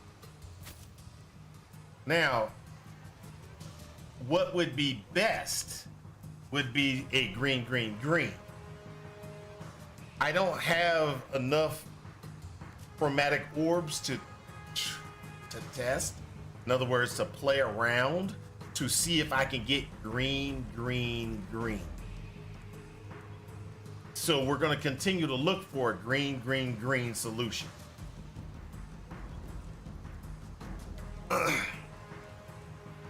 And so what we're going to do is, and because of what it is, we're doing this. So let's go ahead and pull this off, put this on. Now, when we look at the Caustic Arrow, what does it say? It says, hey, I got these chances and doing all these different things. So one of the things is the duration and all this other stuff. It would be great if we could put, if we had green, because then what we could do is with green, with green, we could add chance to poison, stuff like that. With this configuration, the only thing we could do is execute this one, which is put efficacy in there. We don't have the ability to put efficacy in there. Sorry to say, we don't have enough. It's not that we don't have enough slots. We don't have enough currency. Our currency, we burnt most of our currency up just getting ourselves to this point. God hasn't abandoned us.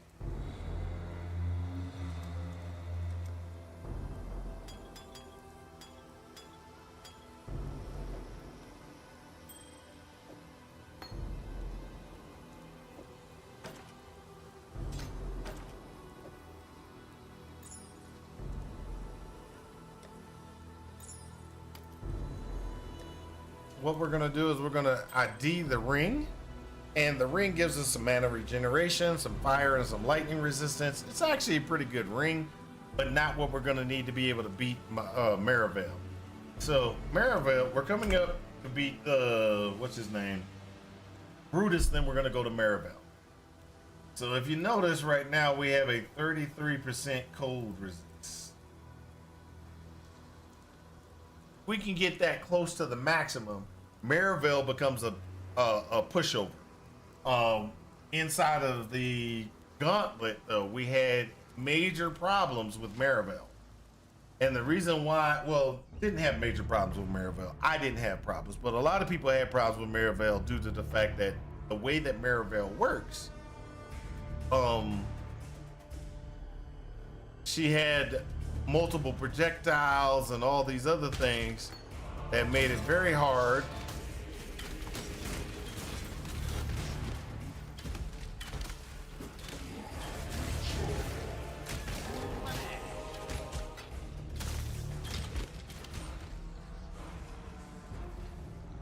That made it very hard. She was multiple projectiling.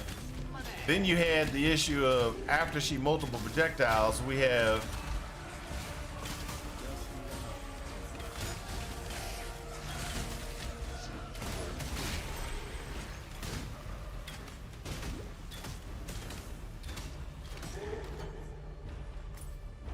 she had that ruin thing.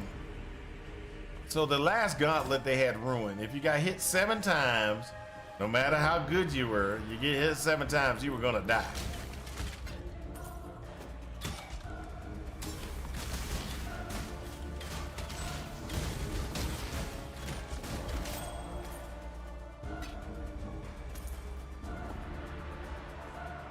There we go. See that green, green, green?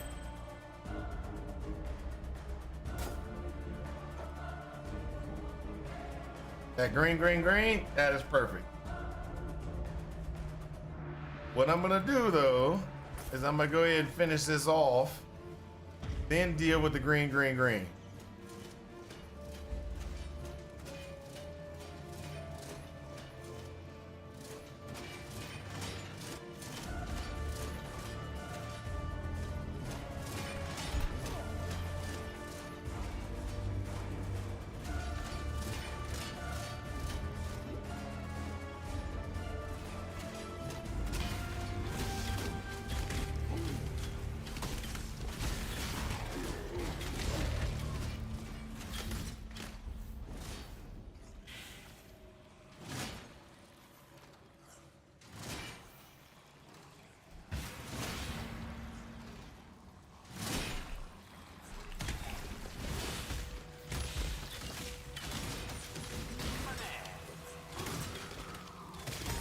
Not all murders are equal.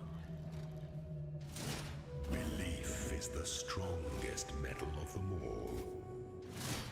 Now, this is, so this actually helps us out. So we were able to find a green, green, green.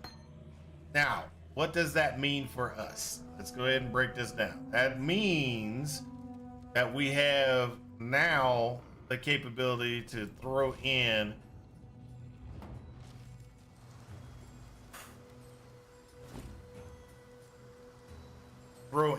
instead of the gloves being mana forged, then caustic arrow, and look for efficacy or something like that to do. What we can do is we can go type that in again, and now what we have is we have the ability to throw either another split arrow in. We have the ability to throw burning arrow in place. Or we could actually just do caustic and do a mirage, not the mirage archer because it won't work with it, because it doesn't work with triggered things. But what we can do is we have caustic arrow already in place. That's one thing. We can also throw burning arrow in place, so we have other things. And when we go to the end, or to a level 12, we get to level 12 gems, we can switch out and throw in something like toxic arrow or something like that. Most likely most likely what we will be doing is we will be switching our split arrow and caustic arrow, or split arrow and toxic arrow, toxic rain. I think it's toxic rain, whatever they call it. Out.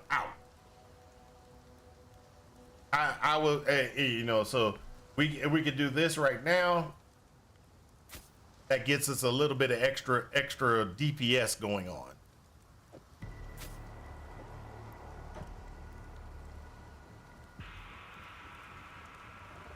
Go ahead and sell this one.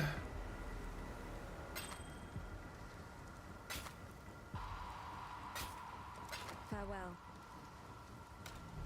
We're gonna keep that just because, just in case we need it.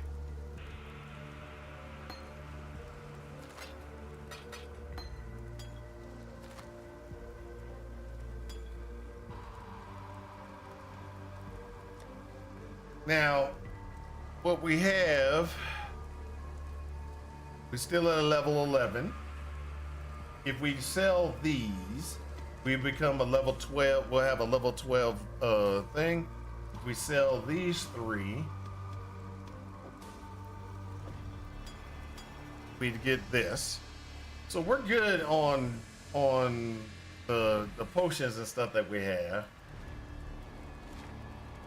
Let's get back to the prison. Now what we want to do is we want to get through the prison as fast as possible, trying to get ourselves, you know,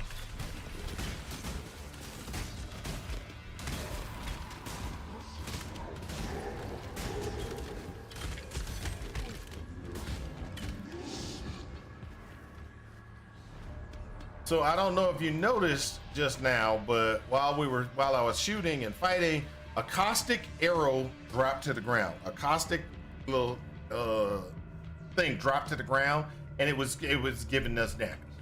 Now what we also had was a I don't know if you saw it, but there was a flame arrow that went into, and it got embedded in one of the enemies, and that's from the mana forge. That's from my mana forged arrow. Okay. That right there was a caustic arrow again.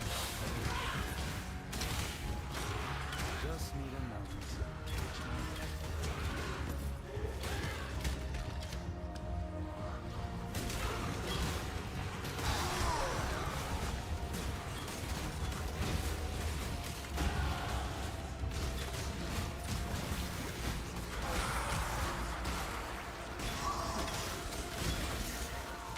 Oh, scene switch. Ah, thank you.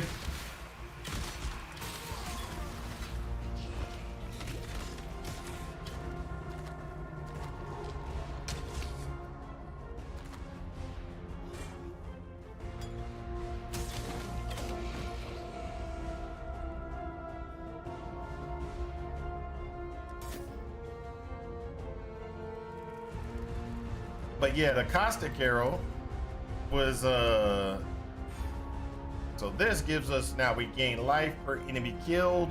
We get a little bit of life back. We got some strength increase, which actually can help us with being able to use steel skin or molten shell later on. Currently, you don't have access to those things, which kind of is an irritating thing that they did to the shadow. Was they removed the easy access to it.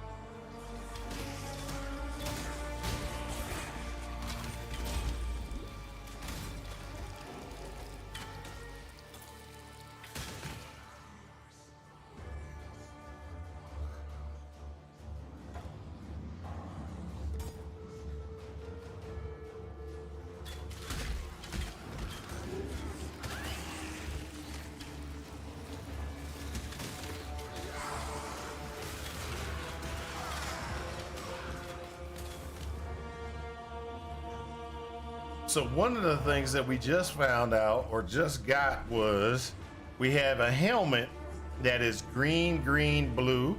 We have a shrapnel ballista. We have chance to poison, and then we have pierce. If we get green, green, green, we can then get faster projectiles when we are able to use faster projectiles. So this helmet is actually going to be a very good helmet long term. Currently useless to us. Long term, great. So we're gonna keep this right there just in case we can use it.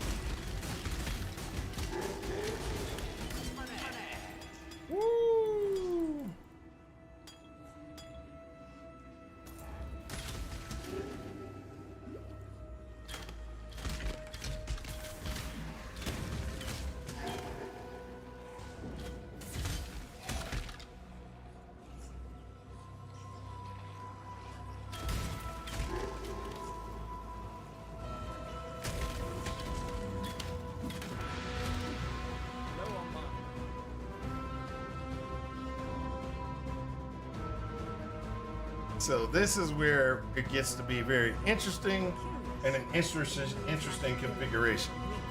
So we're gonna go ahead and we're gonna run through. We're gonna go ahead and beat Brutus real quick. And the way that we got things configured already, we've got some cold resistance and everything like that. Inside of the gauntlet, they've been doing the double guy, and so he's not, it's not as of a surprise that this is going to happen. But you beat the guy, and then you got to go through the door and beat the actual Brutus. Because the first guy's, I forgot what his name is.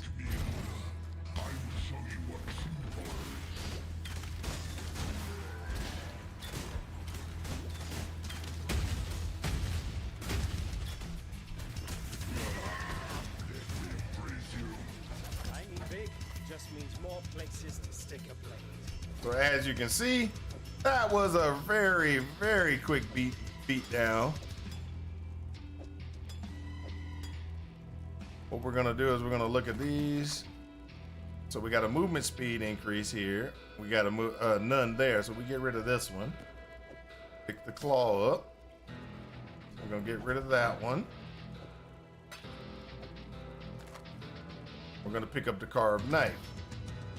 And the reason why we did those particular things is because those things are probably, let's put this, those things are going to be better long term than cash wise, cash out, things like that. They're going to be, it's going to be better. So we're going to go ahead and go to prison gate. We're going to go, oh, you could have logged out and logged back in. I'm just doing it the shorter, the longer route, because it's just the way that I'm doing things. All right, so there we go. Now what we have is we have a lot of different, we've got clarity,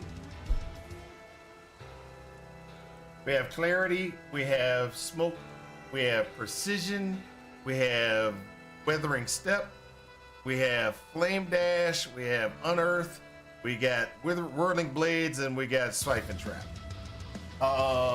Right off the bat, the only things that we're going to be necessarily going to be trying to get would be precision, and if we could, clarity. And so precision is a guarantee. We're gonna go ahead and we're gonna sell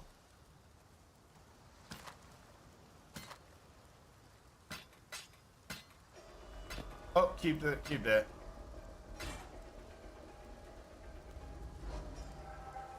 Woo! 13 versus 13. We'll sell that one.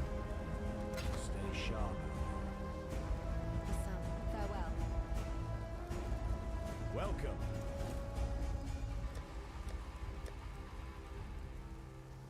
There's a new bow type. Yay!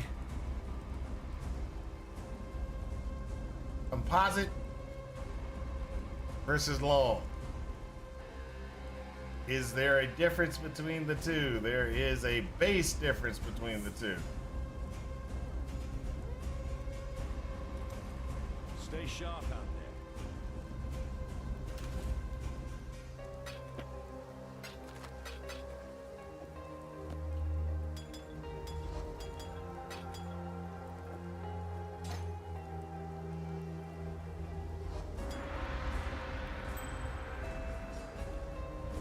Hello. We're getting close to where we're gonna need that second ring. So we're gonna go ahead and we're gonna pop that second ring into there. We're not gonna use it this very second, but it's something we're going to use.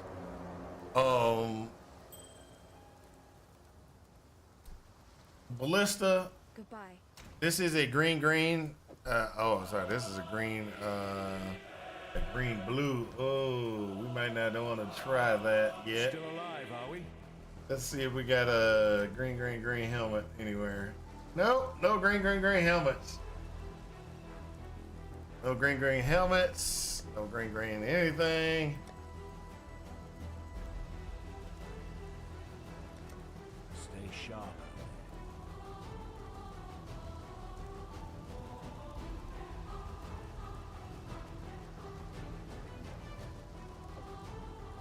Keep that just in case still. Okay, so right now we are at the point where we've got as best the damage output as we can get until we can get Shrapnel Ballista in a 3-link configuration. Now we could do 3-link, and then we could do this, just so everybody's aware. We could do Shrapnel, chance to poison, What little help I can. and then the unbound ailment, and that would give the Shrapnel Ballista the ability to do so that the poison would do better. But I don't want to spend the currency on that at this time. Pierce is still a good thing. We can throw Pierce in the back, let it grow. Take care. Throw this into there for now. What we're looking for right now is we're looking for a couple of different things. Now we've been avoiding the Mirage mechanic because the Mirage mechanic would only help us in the current league, wouldn't help us in the next league.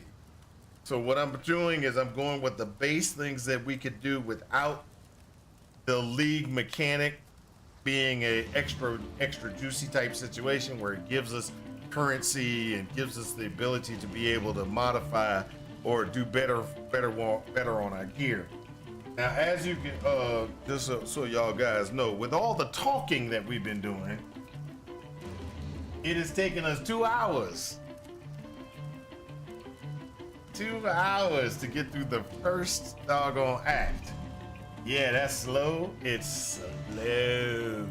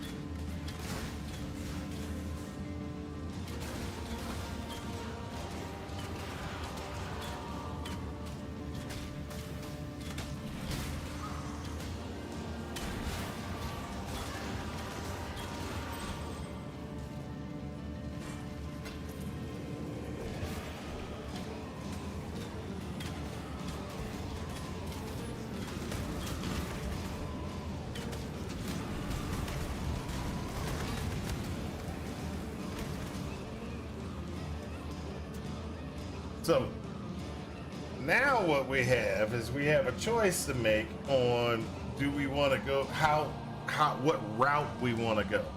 So we could do a route where we can grab some spell suppression, get some more health. We go here, get some stuff, enemies, life and energy shield per enemy killed.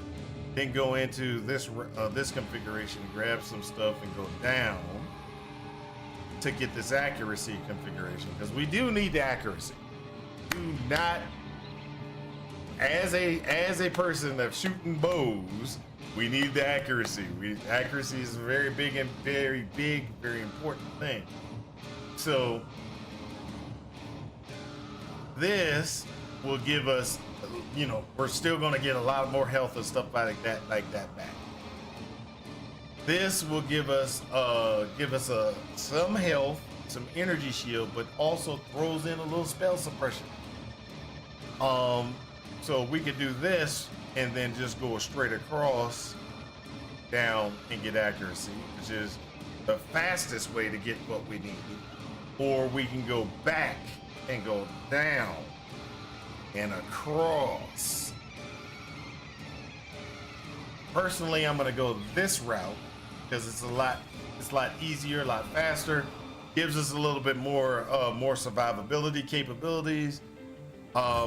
Precision, as you can see, what we did, it's a plus 30, plus 93 to accuracy. I'm not going to level it. It's going to stay at the basic level until we get further along. Woo!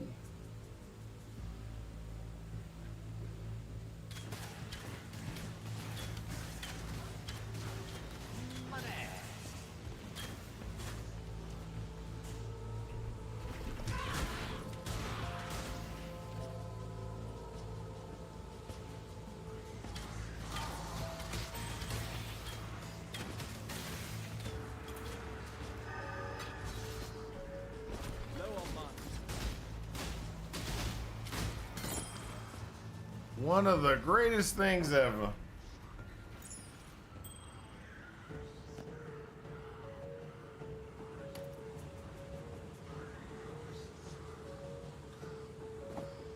I need more pockets.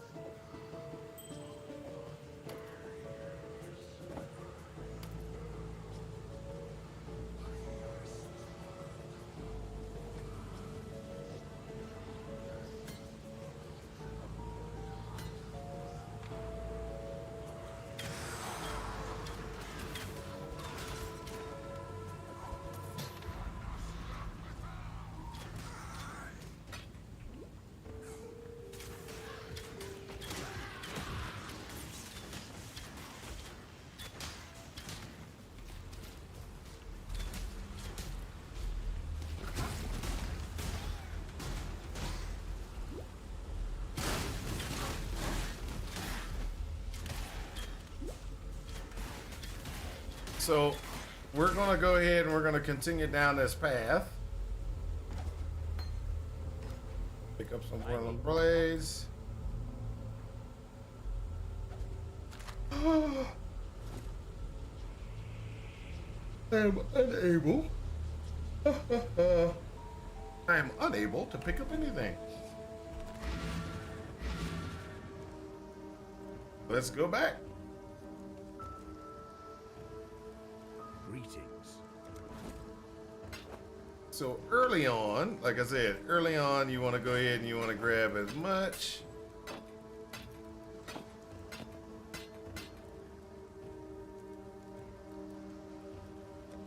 Farewell.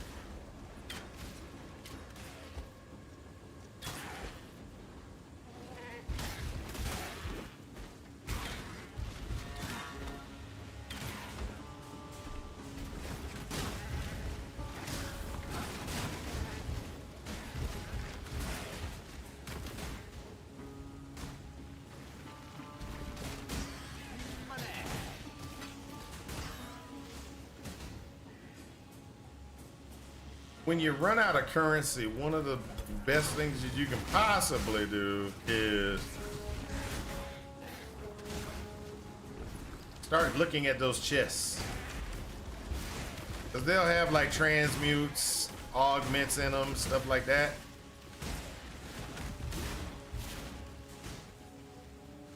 Which doesn't do anything but enhance your character.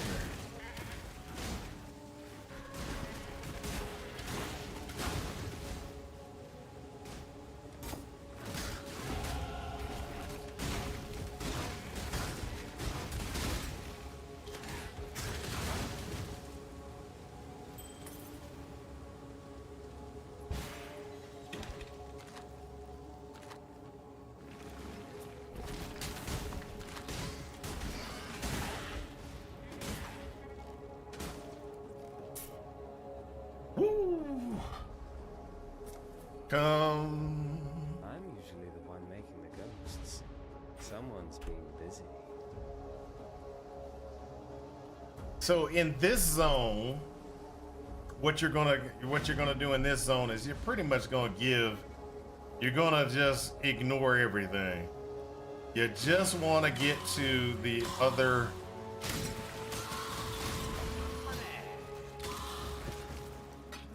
You want to get to the other location as fast as possible.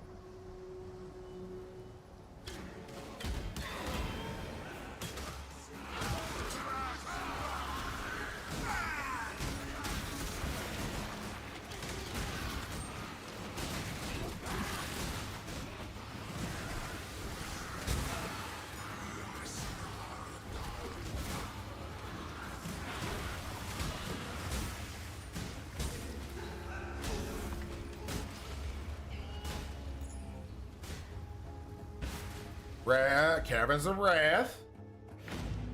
Get your point, go back, and now we have all the skills that we can get within Act 1.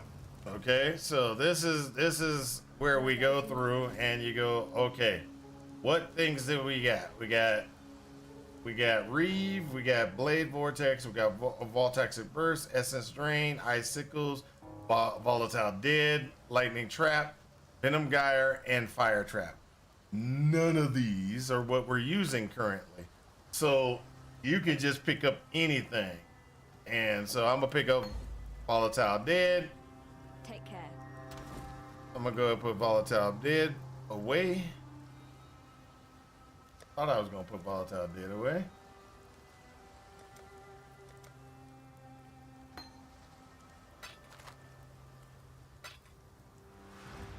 Yes? We're gonna do a sell first. Get rid of this thing so it'll get us a chromatic. Now we're gonna purchase. Now when we purchase, this is where things get funny. All right, so we have Lightning Arrow. Fires a charged arrow which damages enemy, causing them to be struck by a bolt of lightning, which also damages a number of surrounding enemies.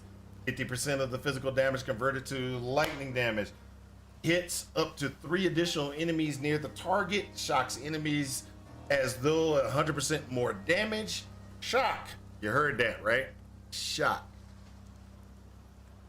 Keep that in your brain. The other one is this one, which is fires multiple arrows into the air, landing in sequence after a delay, starting at the targeted location and spreading outwards in all directions. Each arrow deals damage in an area or area around it. Half the arrows will land directly on targets if there are targets in their range. So, Rain of Arrows. So, Rain of Arrows is a huge increase in damage, kind of. Okay, because let's look at this. What we got? We got Split Arrow. Split Arrow is 100%, 110% attack of base attack speed. Then we get a attack damage is at 128.8 of base of the base. So this one fires 18 arrows And so let me kind of let's go to the back to this.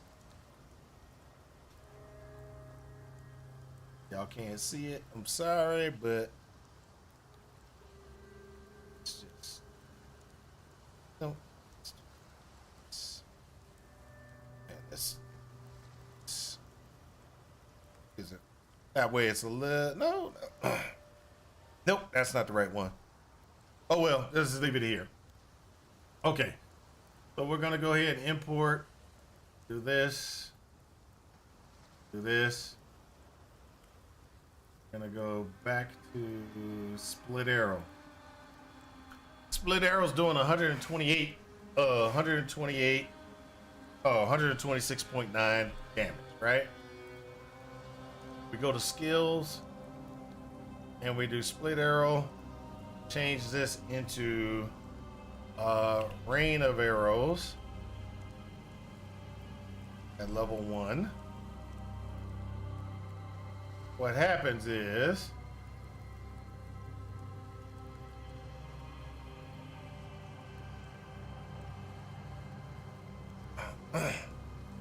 each arrow is going to do 44 points of damage. Now, when you start calculating that type of damage up,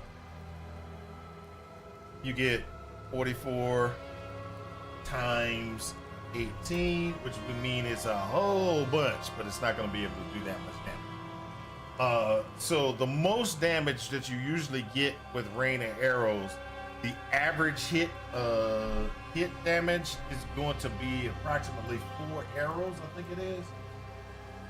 So it's 44 times 4 for overlap. It's about 176. That's the normal overlap, I believe. It's 4 arrows. That's why rain of arrows is a huge DPS increase, even though it doesn't look like it's a huge DPS increase inside of the tooltip. Now, also, if you look, we can also go with the other one, which is Toxic Rain at level 1. And you'll notice that Toxic Rain has a combined DPS of 86. Okay, so and what that does though is spore pods apply 5% less movement speed and speed to nearby enemies to a maximum of 30, so it can slow down the enemies. One of the benefits of having Toxic Rain is it will slow down the enemies. So we're not going to utilize Toxic Rain as our main damage. We could and try to stack it, but it's not going to be a good, like I say, not going to be a good thing for us to utilize. Okay, so not as our main damage. All right, so what do we have inside of our Mana Forged Arrow? We have Caustic Arrow. We have Burning Arrow. So I'm going to pull Rain of Arrows out, right? And I'm going to put Rain of Arrows as my main damage. Split Arrow, I'm going to put inside of here, and then I'm gonna pull Toxic Rain. I'm gonna put here for now.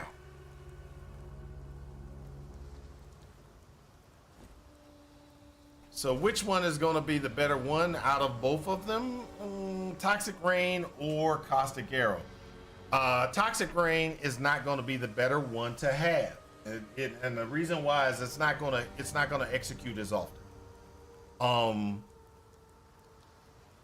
And because it's not going to be executing as often, Goodbye. the benefit of slowing things down is kind of mute. Okay, we're still looking for the binding orbs, because as soon as we get binding orbs, we're going to change something into a 4-link. Still We alive. go in, we look purchase. guess what? We have a composite bow right here. A composite bow right here that does what? It's got 3 greens. 3 greens. So, the 3 green is good. We're gonna pull this out. We're gonna spend the money on it. That's a bow. That's a bow increase. And since it's a bow increase, we're gonna go to League Essence.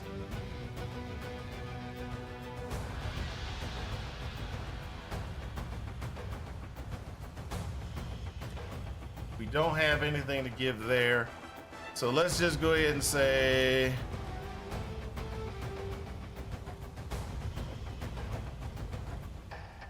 $65.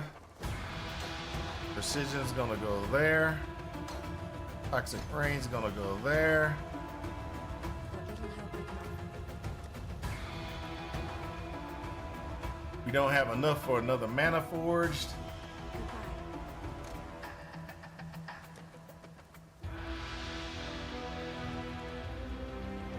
help I can.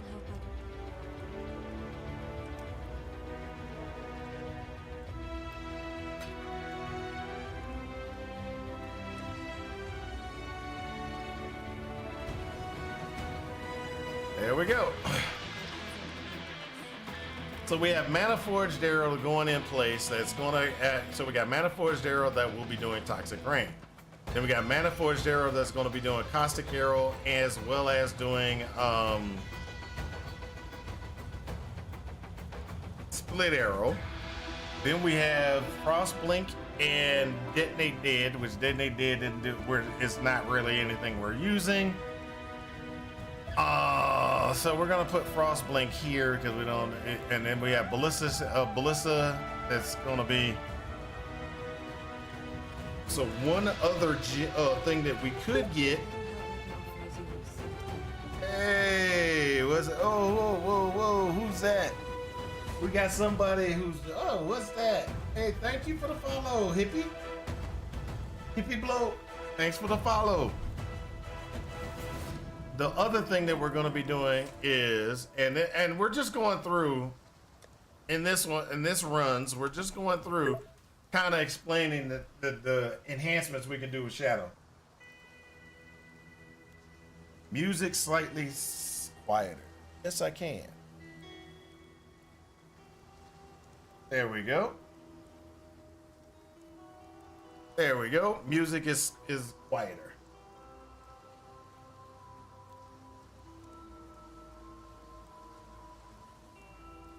Okay, so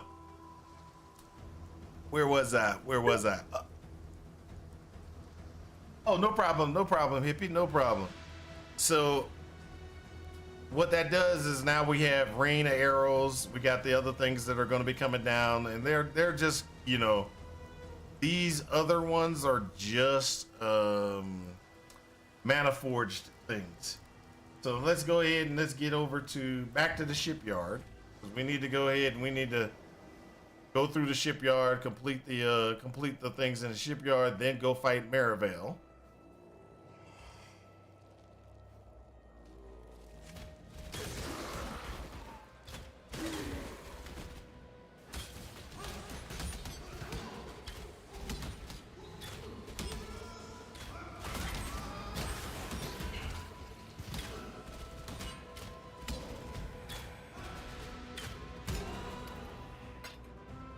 Okay, so as you can see, with us running Rain of Arrows is, like I said, is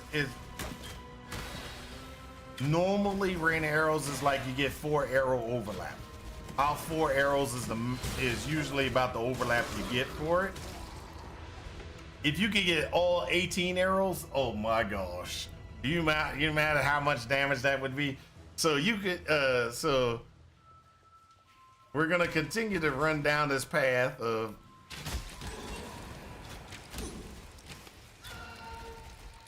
one of the things that we got to remember about Rain of Arrows is Rain of Arrows there are differences between it with rain of arrows. Some of the cool things are with rain of arrows, and I'll show you what those are in just a second.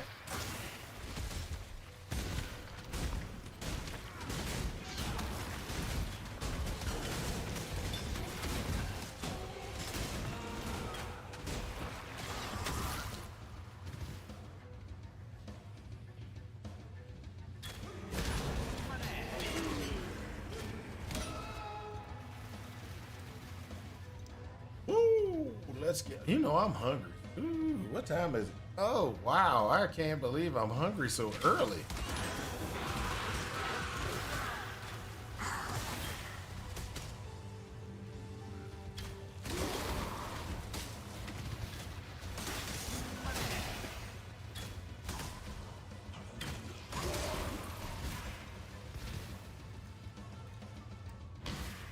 So normally you would, if you were speed running, like I said, we've been talking a lot and kind of going through a lot of things.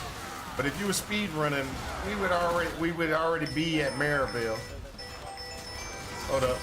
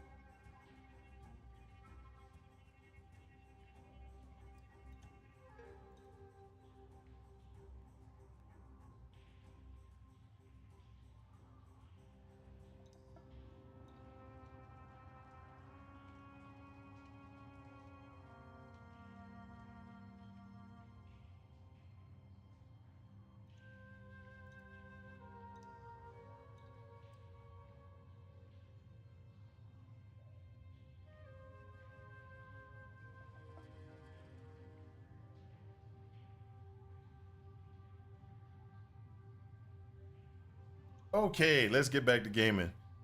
All right. Sorry about that, guys, but you know, family is family. Gotta stop and figure out what's going on. Luckily, I will not have to go back home. Um, just got to deal with. Just got to deal with family, you know.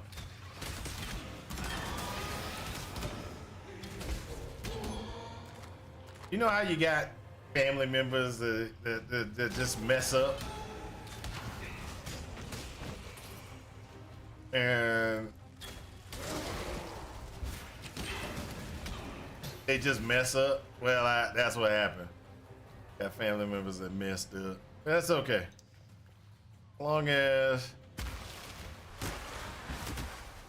Really?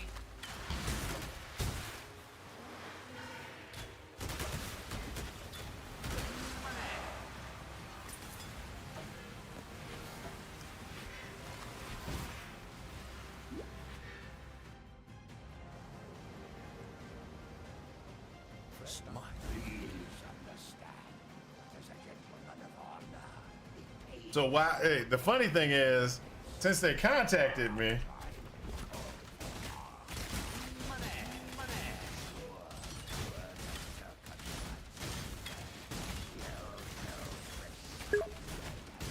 it was one of those, you know.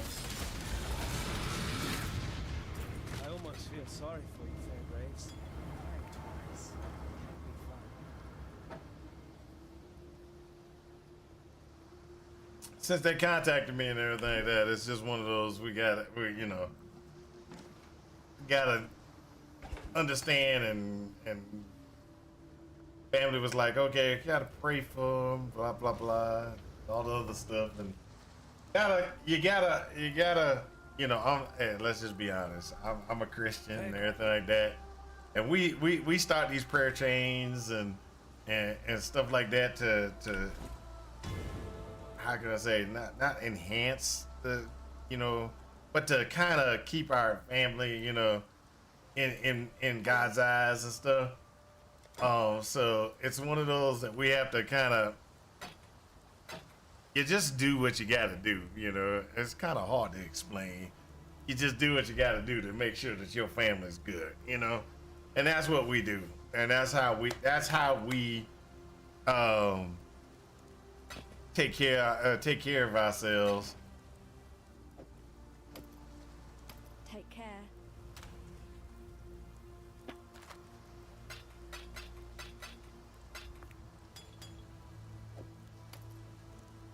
So we got a short bow.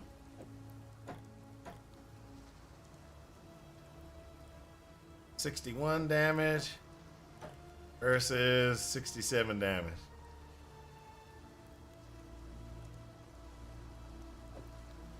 The reason why this one's so high is because it got that lightning damage. And when you find something like that, you kind of, this is level 10, this is a base. We got a base one, level 10 one. Yeah, this one is level 9, that one is up. We'll get rid of that one. We'll get rid of that one. Yes? Be well. But either way it goes, family messes up, and then I'm the one that always on call to fix it. Yeah, that's a truthful statement there, sir. That's a truthful statement.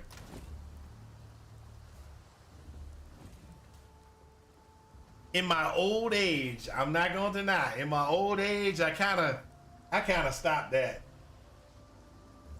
I've kind of stopped that. What I mean by that is, what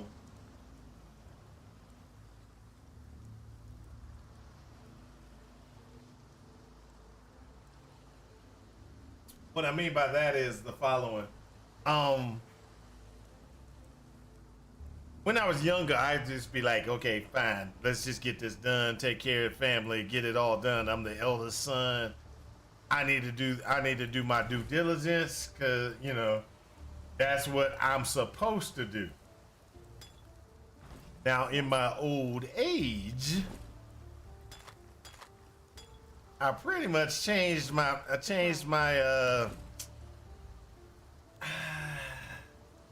I wouldn't say, I changed my thought philosophy. That's the best way to put it. I changed my thought philosophy because before it was like, yeah, that's just the way it is. I have to be, I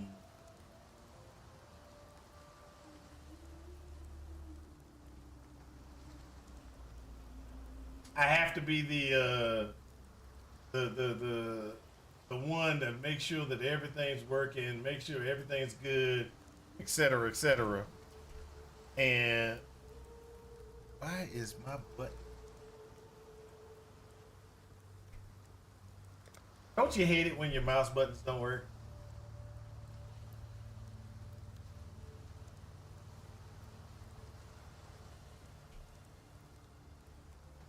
My mouse button stopped working, people.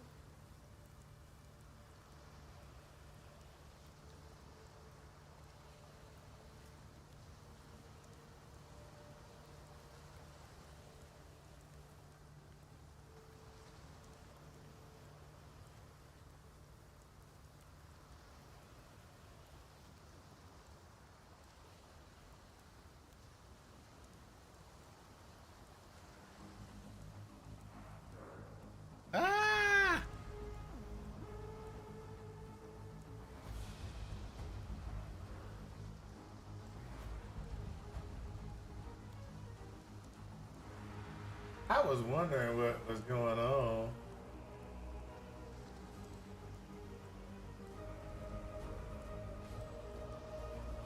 I've been using the mouse.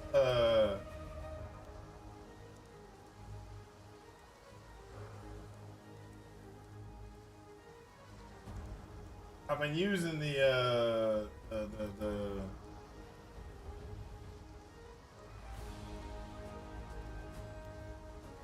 I've been using the mouse configuration, trying to get it to do what it needs to do, and the buttons on the mouse ain't working. So I've been doing it through the keyboard, and I just realized that I don't know why it's not working.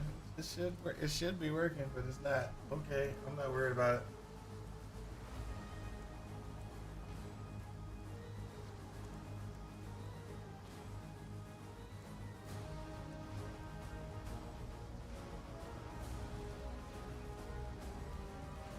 Oh well.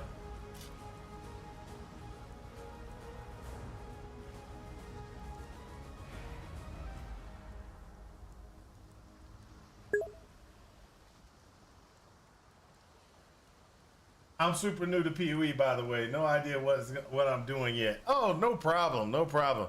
So, in this stream, we do a lot of discussing different powers, different things, etc. This build is pretty much, we're just kind of going through this build, trying to figure out exactly, running this build in a way that we're trying to get through as best survivability as we can, and explaining how to keep your DPS up pretty as high as possible, etc. Because in the long term, we're going to try to what we're doing is we're trying to get, I really need to get a thing for this. We're trying to get to a point where what we can do is get through the gauntlet and survive the gauntlet. There's a race that happens on a regular basis.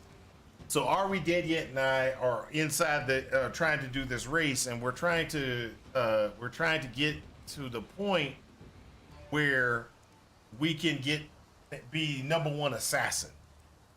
We're trying to do #1 assassin.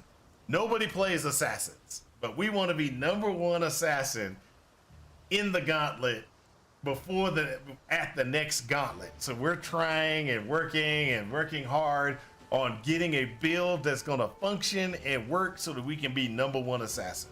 That's what we're doing right now.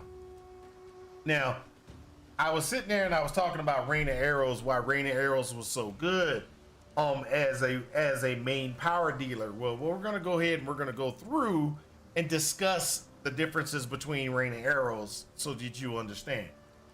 Rain of Arrow is a ranged attack that fires a number of arrows in the air which deal area of effect damage. As they land, arrows initially fall at the target location, then spread outwards. Now, you remember I said that there is normally a 4 arrow overlap. That's usually around about how much you get. All right. Arrow placement: half the arrows fall randomly without the skill's area of effect. The other half picks targets in a series of rings around the targeted location. So what that means is half the arrows are automatically out of the picture. The other half tried to target where your mouse was. So that's why you can get around about 4 overlap. Each arrow deals area damage which lands. A single enemy can be hit multiple times through the likelihood of it depends on the skills, area of effect modifiers, and enemy size. Against an average size boss, you get 2 to 5 arrows, hits per attack, and a realistic expectation. So you remember I said about 4 arrows? They're saying it's 2 to 5 arrows. Okay, well, I was off by 2 arrows. Additionally, additional arrows will be added to the outer portion, increasing the coverage, not damage to individual targets. Support gems like greater multiple projectile are likely unattractive, as the projectile count is additive with a large arrow count. This skill has by default. So what that means is greater multiple projectiles, lesser multiple projectiles, any of those things that add projectiles to it outside of the tree itself, all it will do is it gives you better, larger area of effect. But then you have to understand that greater multiple projectiles, let me show you real quick, does less projectile damage. So why would we want to get a larger area of effect and lose 25% or over 25% of the damage that's capable? Okay.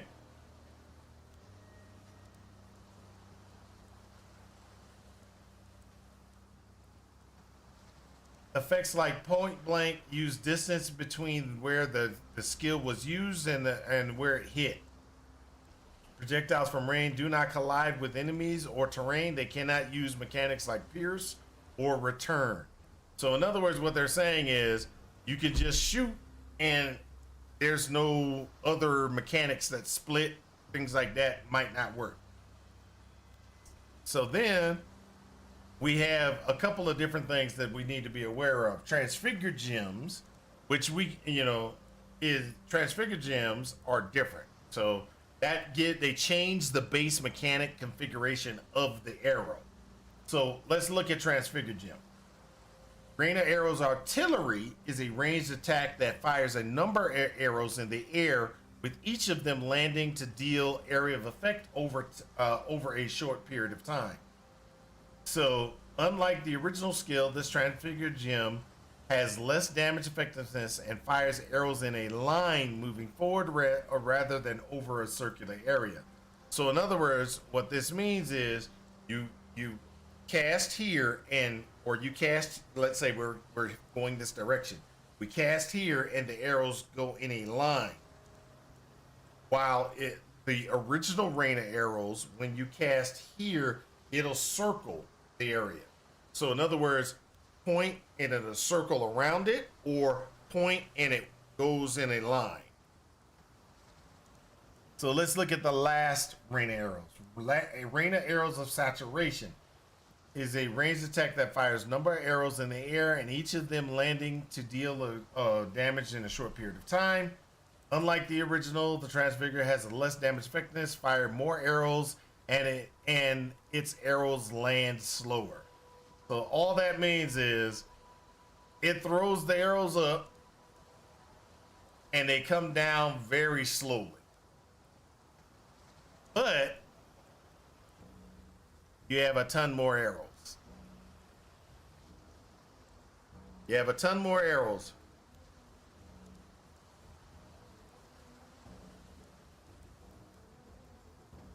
This doesn't do anything in single target, but let's say if you were trying to do a build that kind of cleans the screen. That's pretty much what you're trying to do. You're trying to clean the screen, and it's a second, like Mana Forged Arrows.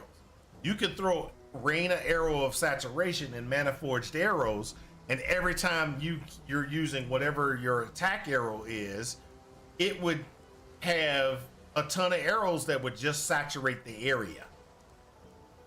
And so what that does is it just allows you to have more arrows coming down out of the sky. It's a great Mana Forged Arrow configuration, so that you're just helping to clean. It's a way to clear the screen without necessarily spending the mana or doing a power yourself. You could what that does is you can put this in Mana Forged Arrow and then choose an arrow that is a single target damage arrow. So you can do like Burning Arrow is a good single target arrow. Explosive Arrow is a good single target arrow. If you do, and what I'm talking about is just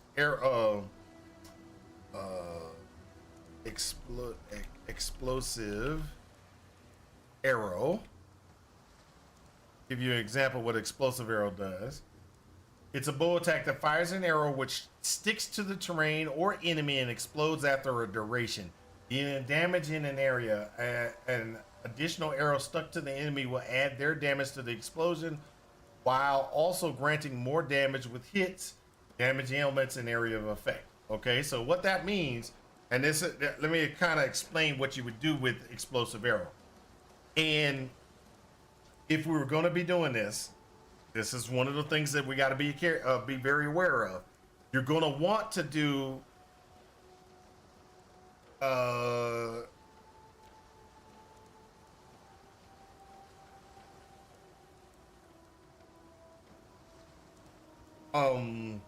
what you're going to want to do is you're going to want to do explosive arrow with a barrage. Okay, and the reason why I say barrage, so if you remember barrage, what barrage does, it's a support skill.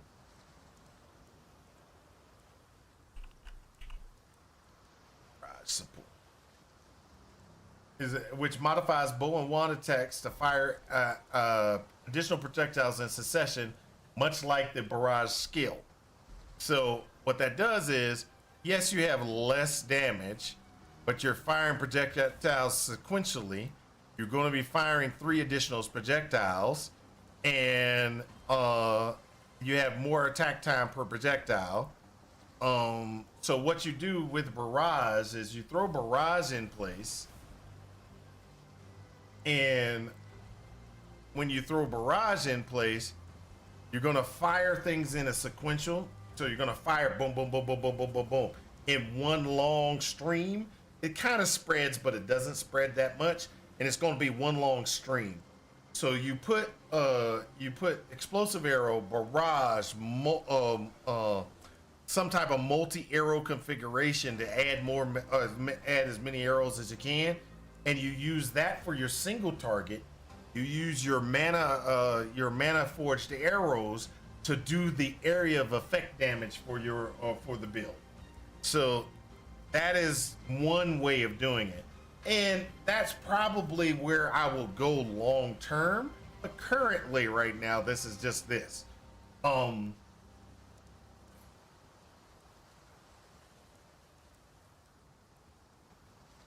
So let's go ahead and get back to.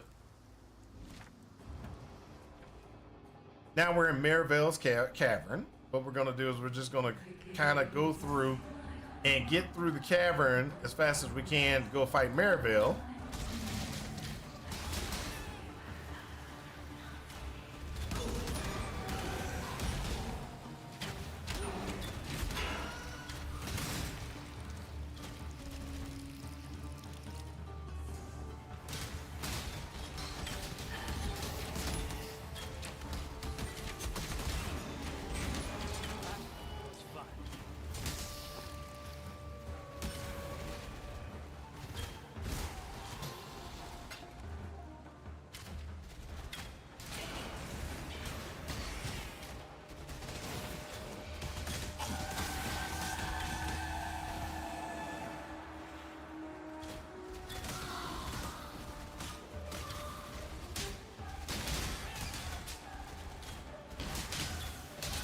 Now, one of the things that with Raina arrows, which a lot of people make a mistake about, is they think that, oh, if I'm going to do Raina arrows, I want it to spread across the screen more.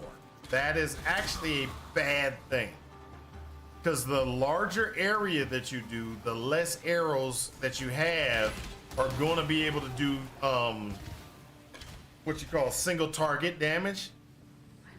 So if you do a larger area of effect, then that means your arrows, the arrows that would overlap, are going to be spread out.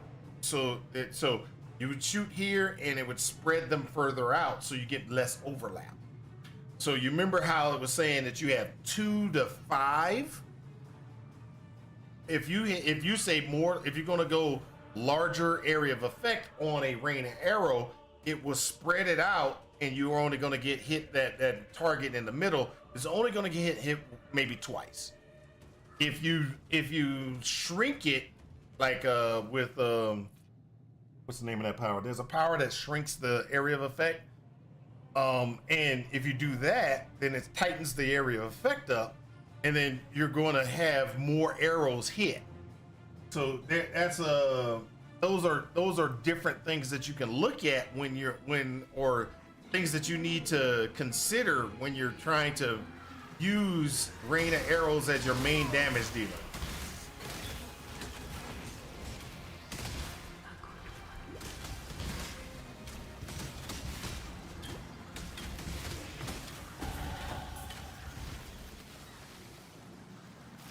Now, another thing that you need to consider when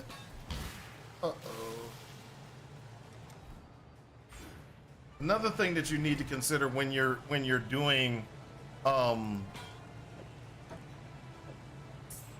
area of effect damaging the things, you want to kind of consider the your single target, and you want to kind of consider what you're gonna do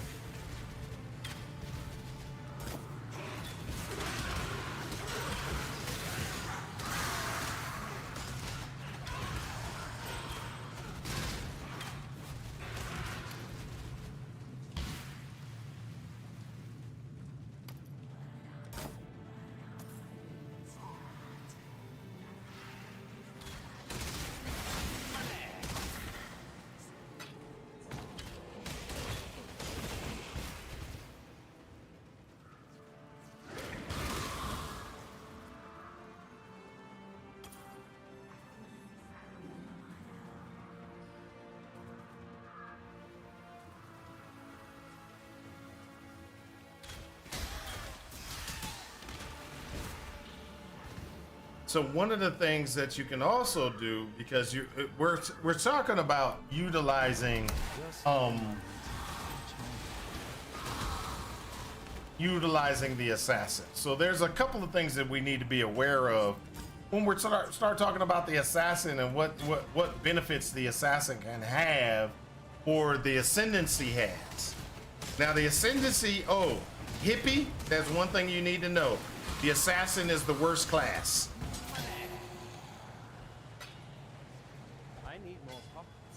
That's the worst ascendancy.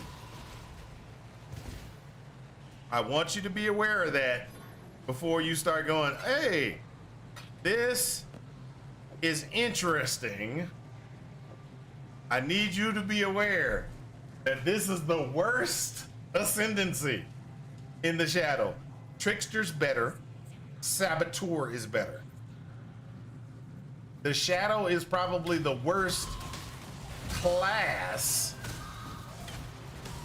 itself.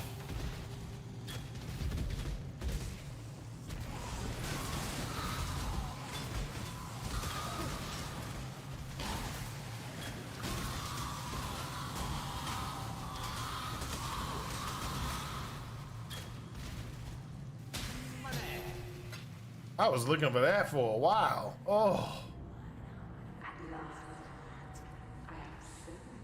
Okay, so what you have to do when you go to fight Marivel, and this is the things that a lot of people don't realize. When fighting Marivel, the fight becomes a lot easier if you have good cold resistance. So if we go in and we look at the cold resistance, my cold resistance is 62. That is much better because what that does is it cuts a lot of her damage out. So she becomes pretty much a joke.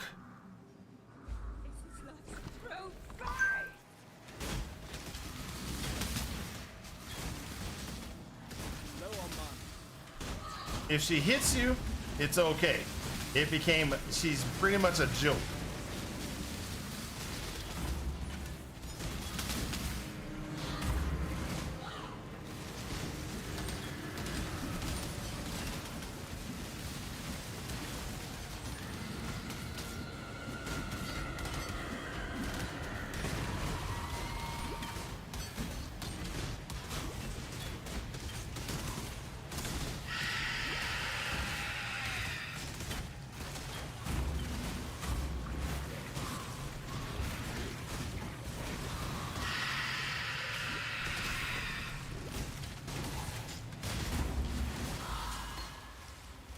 My first dance with a lady of quality. Pity she let herself go like that. Copper sword. We're gonna go ahead and throw that out. Copper sword's gonna be better. Kite shield. That's out. Kite shield's better.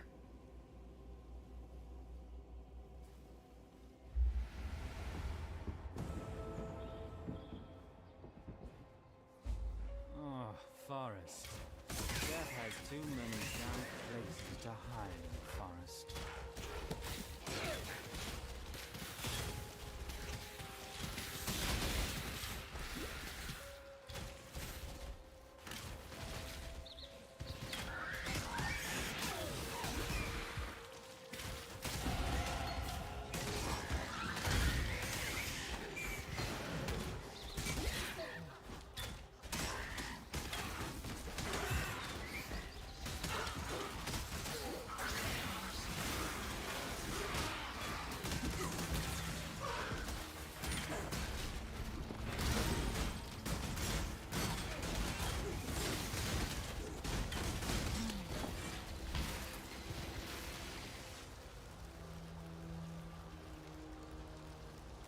So one of the things that we can do is drop that, pick up the composite bow, because that's what we're using. We're using bows, not a chopper, so that just in case it comes out to be a good weapon. All right, now we're into what's called the Act 2. I am Yena, a beast. Stay true to you. I am Bruce.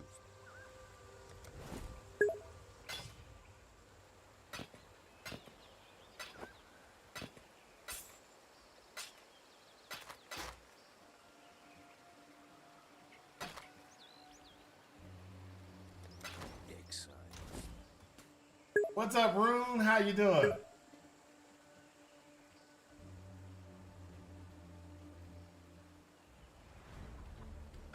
Yes.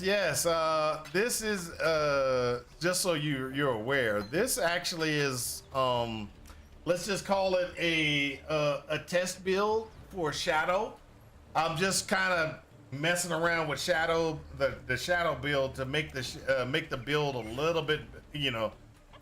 Let's just be honest. I'm trying to make the build function, to be able to say, okay, we've got a good Shadow build that will work versus the Gauntlet.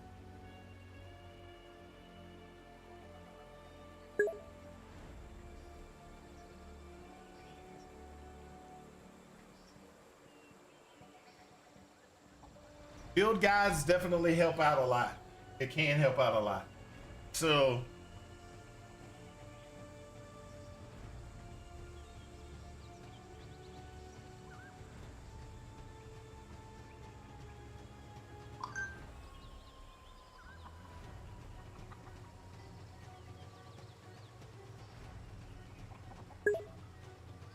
all right, so let me put that down. Okay.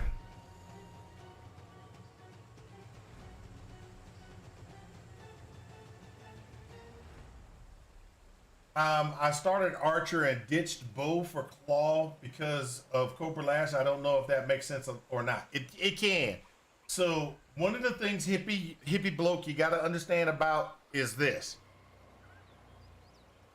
Claw and Bow, both Claw and Bow, require you to be, if you want to continue to do damage, a good amount of damage, so that you can get through things easier, is for you to upgrade at every individual step. Okay, so like right now I'm sitting there and I purchase. When I purchase, this is the next bow.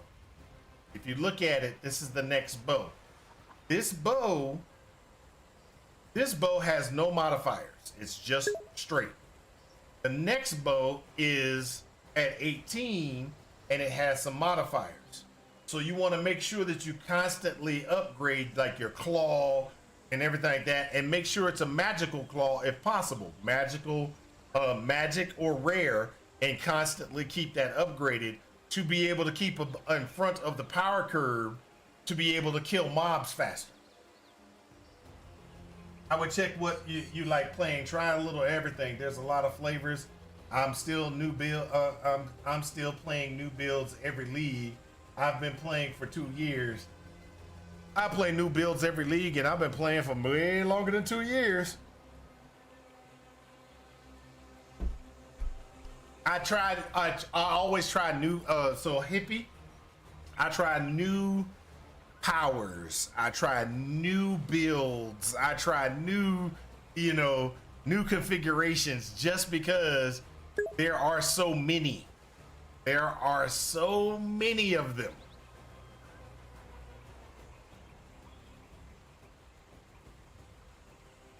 You'll do your best.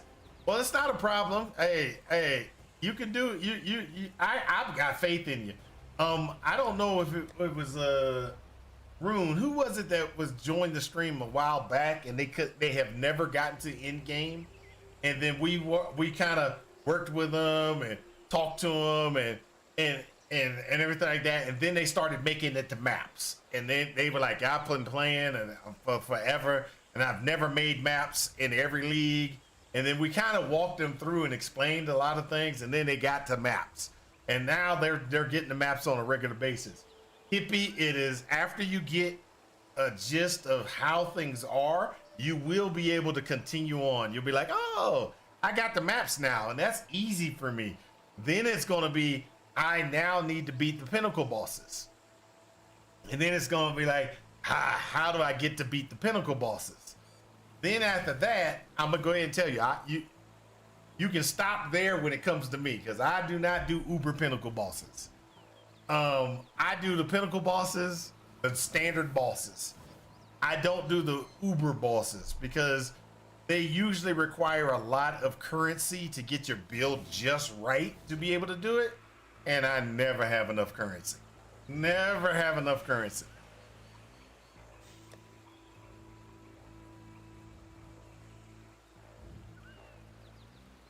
Straight evasion. That's right.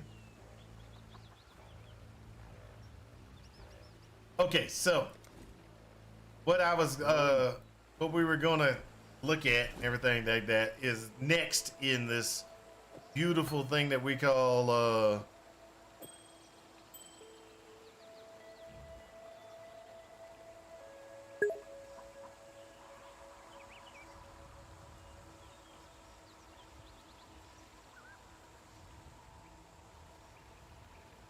yeah. Don't get disheartened if everything doesn't go right. Don't get disheartened if you have to respec your build a lot. Being brand new, that's gonna happen. You're gonna be like, oh, I put points in the wrong spot. Let me remove them, things like that.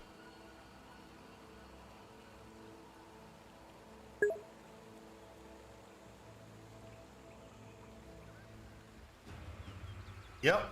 As long as you enjoy yourself, that's what matters. That's what matters. Hey, Room. Here you go. Just because you've been helping out, here you go. I have opened a dungeon for you. Just in case you want to join a dungeon, sir. The dungeon is open.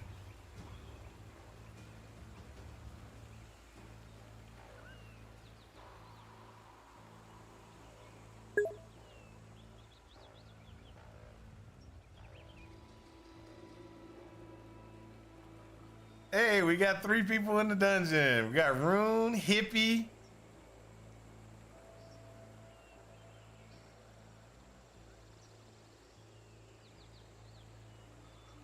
Are we dead yet? Did you join? I thought he said join. I don't see him in the window.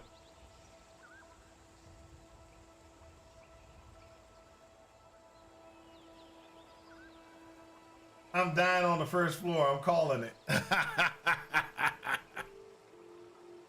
Are we dead yet? Some reason you didn't get joined in. I don't know what happened. I don't see you on the list.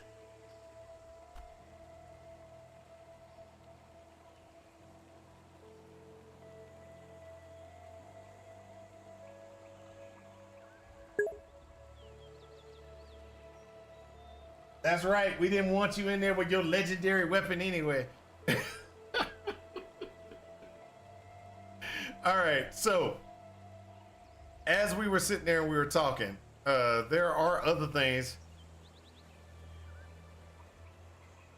that we can look at and everything like that. Legendary offhand. I'm sorry. I was wrong. Legendary offhand.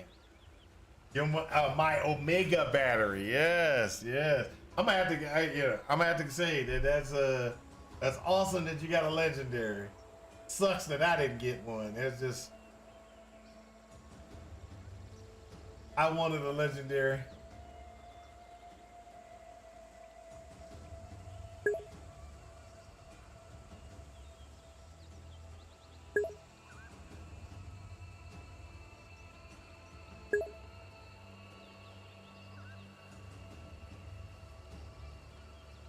I'm gonna have to watch some feeds tomorrow.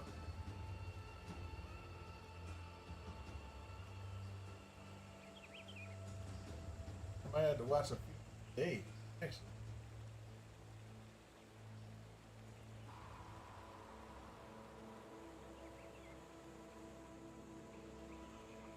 There we go. Sorry about that.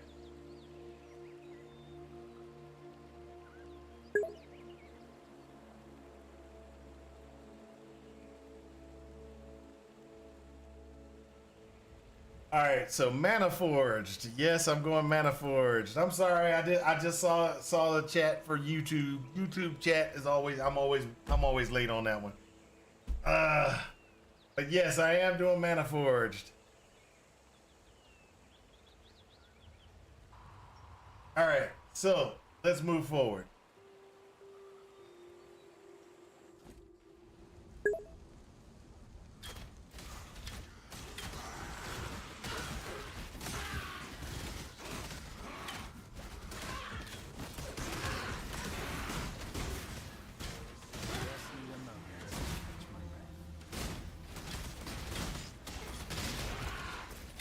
Low on mana.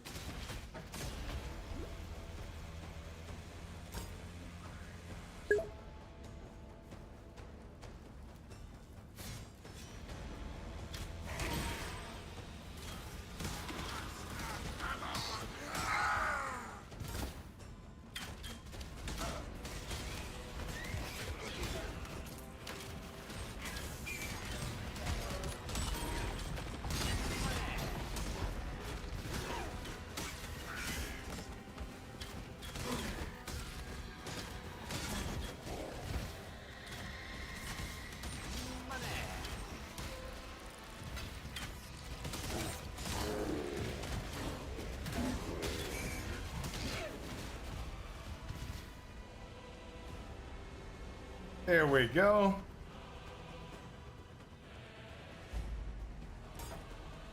Ready, Exile? It is time to hunt!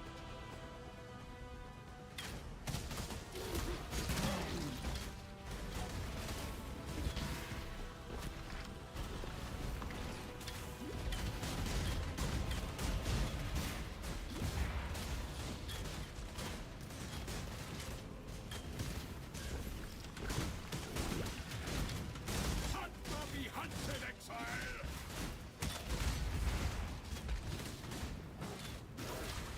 You have been captured, beast. You will be a survivor, or you will be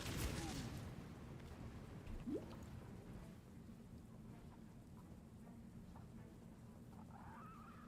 So this. So what we're doing is, like I said, we're just going through trying to figure out. And we're just gonna continue to do that.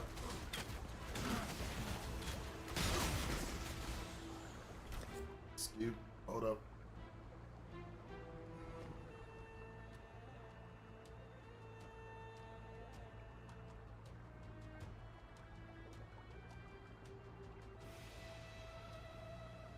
So what I need to do, which I didn't do yet, which is manage, copy, Act 1. Done. We need to do skills.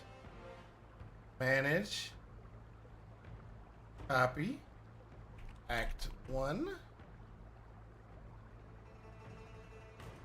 Then we need to do items. Manage. Copy. Act 1. So that what the reason why I'm doing that is that actually shows what I have equipped and running in each act. So, and then we'll go to at the end of Act 2, we'll do the same thing. We'll go through and we'll copy our current thing into the act, or into Act 2's, specifics. I think next league I'm going to try Ballistic Toxic Rain build from Palstrom a few leagues ago. That's actually a pretty good build. But he does it in the standard Deadeye way.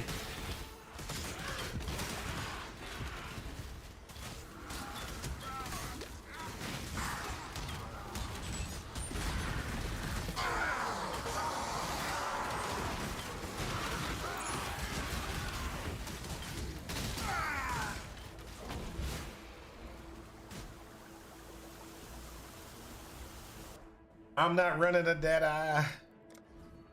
I'm not running a Deadeye. My line of work, but this I'm running doggone.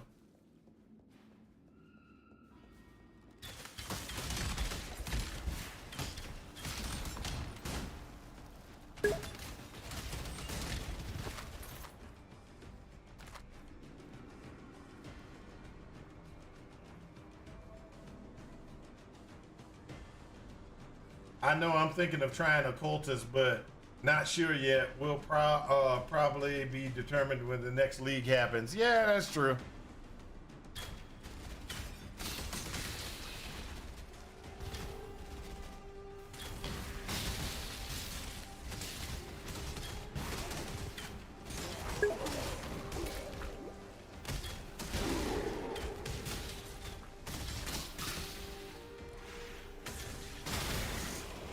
So are we dead yet? If you're still here,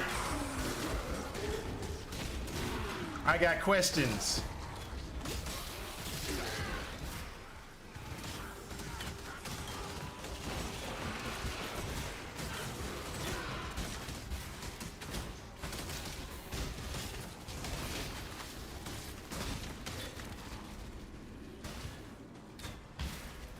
If I spend money on the Gauntlet-like League,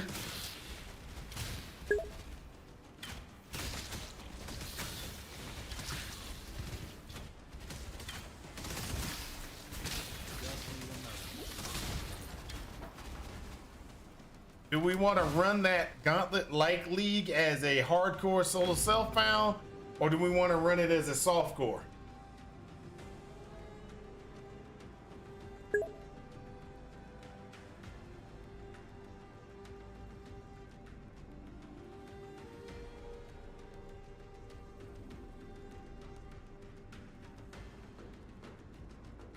There need to be more chaos gems.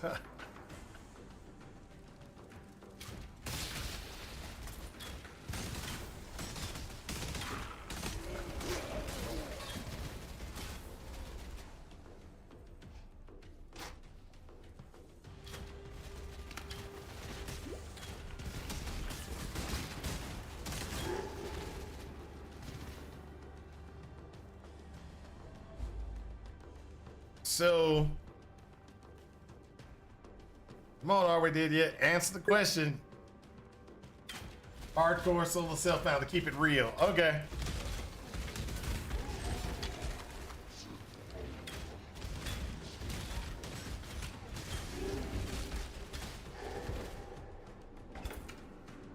Now, the second question is, do we want to run it for, how many days do we want to run it?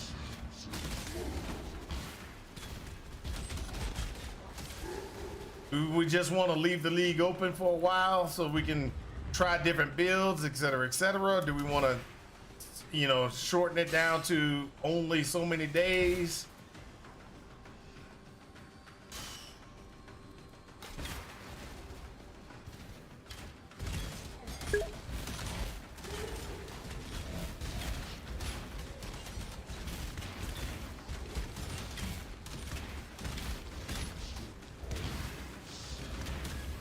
There is a fine line between consideration and hesitation.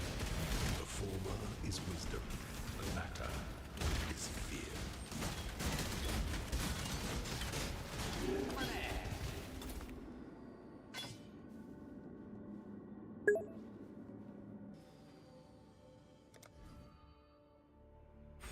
Accuracy.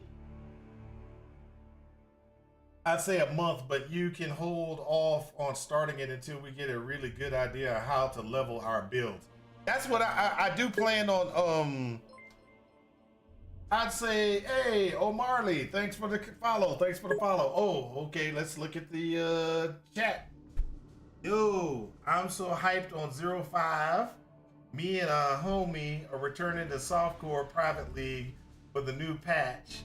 Going to be running martial artists. Oh, okay, that's actually pretty cool. Got somebody in the YouTube chat, just in case y'all don't know who I'm actually talking to.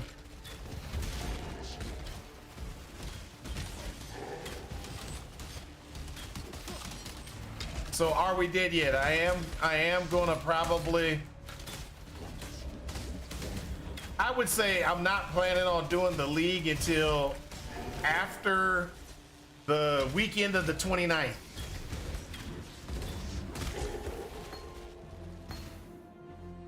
And don't say a word. I don't even want to hear it. I don't even want to hear it. After my birthday weekend, I will start a league for us. Cause let's just be honest, I'm not gonna be in Path of Exile 2 for very long. So George, let me explain some stuff for you, George.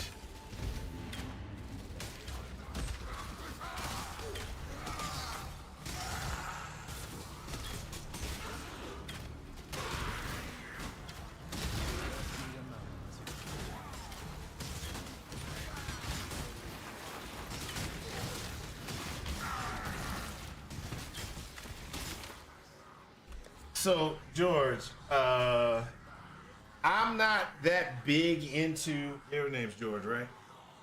George Meadows. Okay, yeah. So I'm not that big into PoE 2. And the reason why is because how they're forcing us to play in PoE 2. So PoE 1 versus PoE 2, there's major differences. PoE 1, I can play any build that I want, and I'm able to get through the campaign. PoE 2, if you're not playing meta builds or meta configurations, you can't beat the bosses. And because of that, because they don't have a very good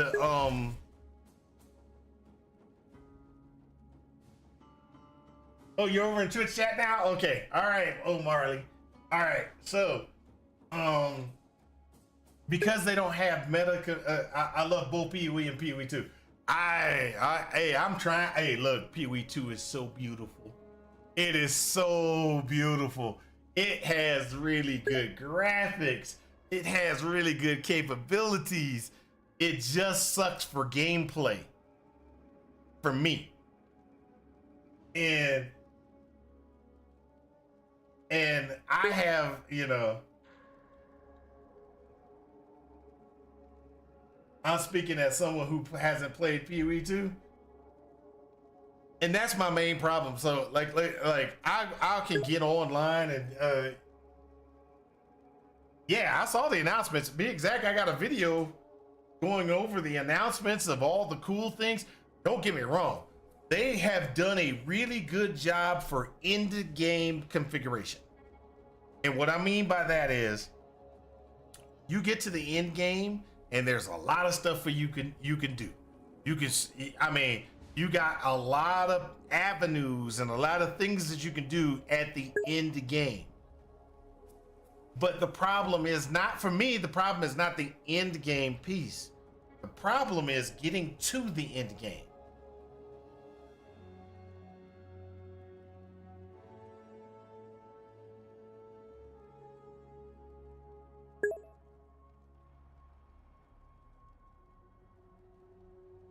But the end game, I agree with the gameplay comment, but much prefer the crunch PoE has. The attacks just feel so good. Okay, I can agree with that. But the end game was doo doo. I say was no was with I say was with hope. Okay, so that's the thing for me. Okay, so the end game, I had no problems running. There was not a lot to do, but you could still do a lot of. There was things you could do. So to me, it didn't cause any problems. End game didn't cause me any problems. A lot of people had issues. Hey, I'm doing the same things over and over again. Well, I do the same things over and over again inside of PoE 1. I run maps and everything, but I'm not really doing a lot of massive changes and everything. So where my problem is getting to the end game. I especially love how GGG made all the new skills and uniques require level 90. You can't make this stuff up. I feel like that's also the problem with PoE 1. The campaign is a slog.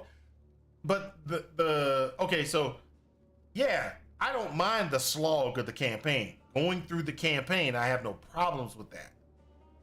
Because an example is right here. I'm doing Mana Forged Arrows. I could run something else.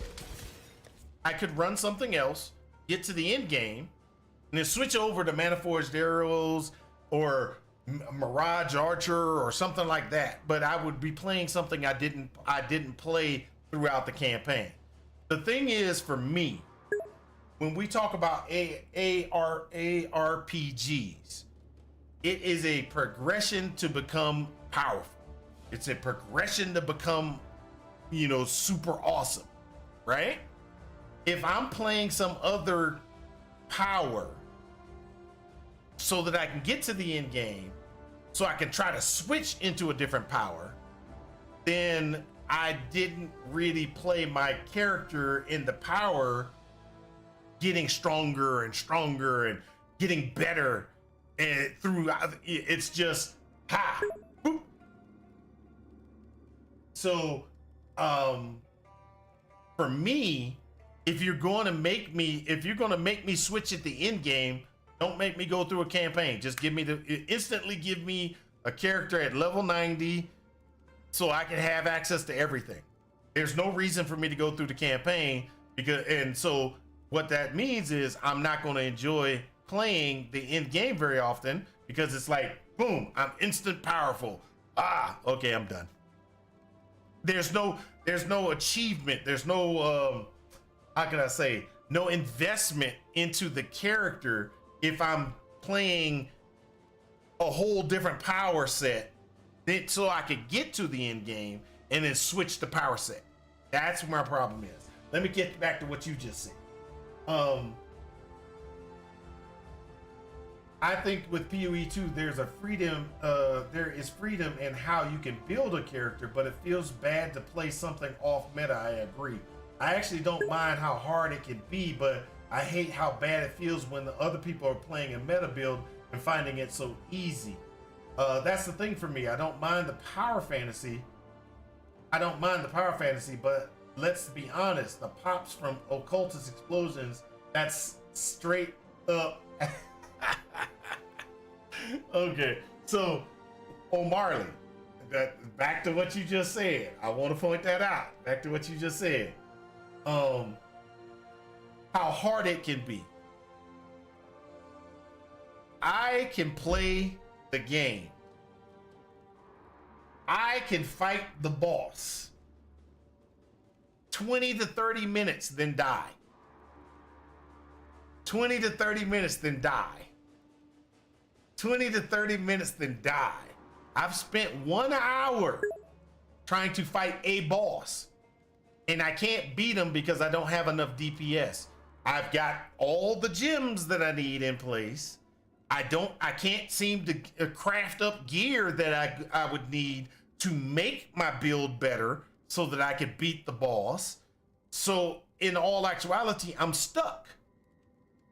So this is my problem with PoE 2. The problem I have with PoE 2 is I can't play my character to get through all the bosses. I think the progression in PoE 2, even for off meta, is great, but some builds have it way too easy compared to others. I can agree with that, but I have to disagree. I have to disagree. Because let's say an example is I have an Infernalist and I wanted to do an Infernalist. I got this Infernalist. I get Act 1 completely done. Act 1's completely done. I'm able to beat the boss with Act 1 using the powers that I want. I've gained nothing but extra slot damage and everything like that. I've gone and gotten all the things that I need to do to make sure my power is better. I get to Act 2 and I can't get past Act 2 boss. We're in the thing. I'm fighting them. I'm doing damage and everything like that, but I just can't do enough damage. And sorry to say, you're gonna mess up multiple times inside the fight. You get hit a couple of times. Yeah, that's fine when you got a thing that can do enough damage that it's fine. But I'm dodging. I'm doing everything I possibly can, and so the fight is taking 20 minutes, and I still can't get past them. And then eventually I run out of health potions. Eventually I get hit too many times and I'm dead. And then I start over again. Where's the enjoyment in that is what I'm saying, O'Marley. Okay, so let's go back to what people are saying. That's fair, man. I play Souls games a lot, so it's probably my mindset at ATP. The problem with PoE 2 isn't that your build can't be do enough DPS. The problem is that the PoE 1 is that in PoE 1, if you die, as long as you're as fast enough, you can get right back. That's true. You do get that type of capability. While PoE 2 is much more punishing in this regard. Okay, I could see that. But I don't mind it being a challenge to beat the boss. I really don't mind it being a challenge to beat the boss. I feel that the power balance is not even. That's where my problem comes in with PoE 2. The power balance isn't even. So you either need to do one or two things. You either need to adjust the powers to be even throughout the campaign, DPS wise and everything, so that people can get through it. Or number two, you downgrade the boss's capabilities so that you can get through those fights. Then when you get through those fights and everything like that, then you're into the end game. You see where the problem is? Now, and that still would, if they downgraded the bosses so that you can get through the fights, yes, the meta skills would tear through the bosses, tear through the campaigns really quickly. But it would give the other people who are playing the off meta things the capability to get through the campaign. And then after they get through the campaign, then everybody gets into the end game and they can do whatever they need to do in the end game. Okay, hold up a second.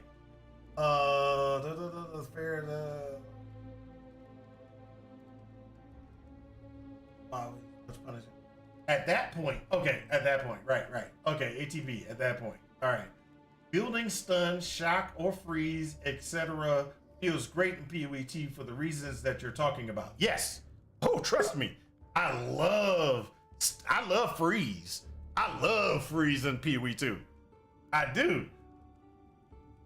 But it sucks sometimes because I still can't do enough damage. Because if you remember they changed a couple of things in 3 and 4. So 0.3 and 0.4, they made it so that it's harder to freeze bosses on a regular basis because that was the only way to get through a lot of those bosses. I'll go stun, I'll go freeze, make the boss fight trivial.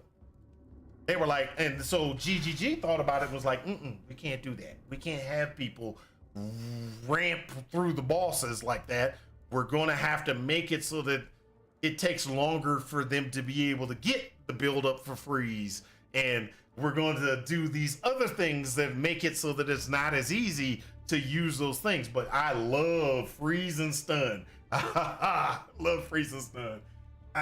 And I've been trying to get an ignite configuration where it burns people to death, and I can't get that to work because guess what? You got to get to the end game and do all these different things and get these certain things to be able to do that. And I don't want to do it at the end game. I want to do it all the way through the campaign. And that's where my problem comes in.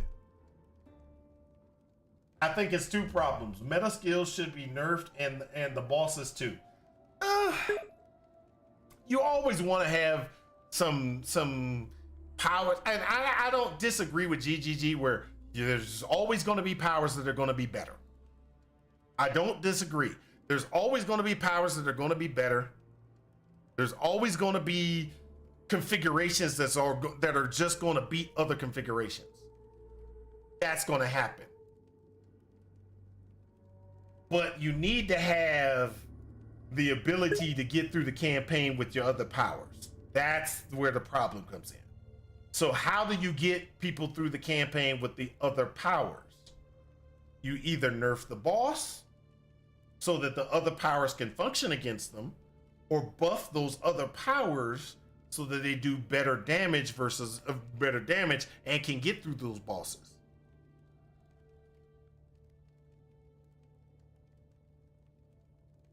I gotta go for a bit, but I think lurking and be back in about 40 minutes. Head home for work. I'm heading home from work. I got you. Oh, Marley, no problem. And then damage over time feels a little bit lame compared to CC builds at the moment. In PoE2, that's correct. That is correct. Damage over time builds do not actually do a lot of damage. CC control builds, oh, they are beautiful in Path of Exile 2.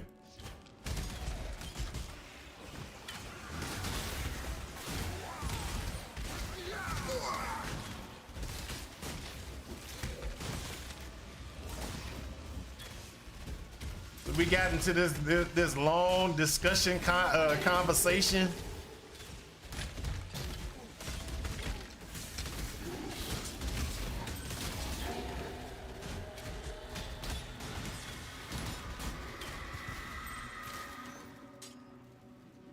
Got a recurve, Bo.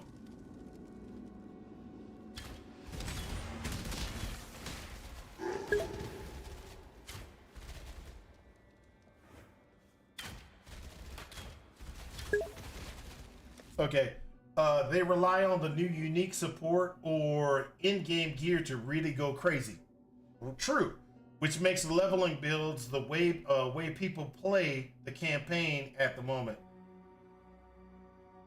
Which makes leveling builds the way people play at the moment, and I can see how that puts you off. Anyway, peace for now. No problem, Marley. I'll catch you when you get back, dude. I'll catch you when you get back. But yeah, but Marley is right. Don't get me wrong. I'm not saying Path of Exile is a totally terrible game.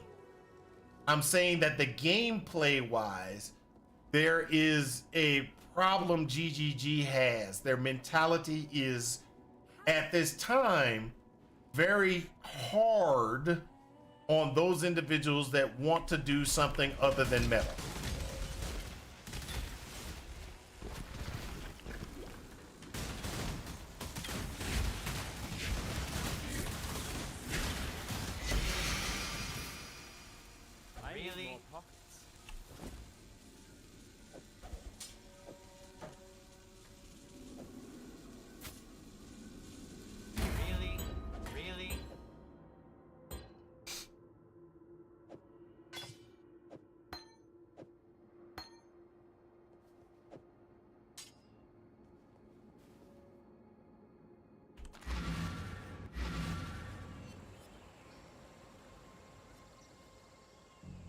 Hello.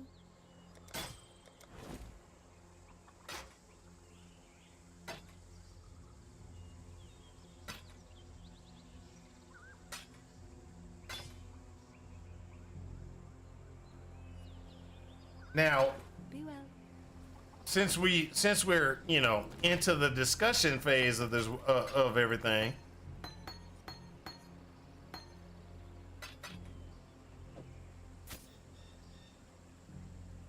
reduce enemy Ew, that's actually pretty nice. It's over 800 unarmed melee attacks.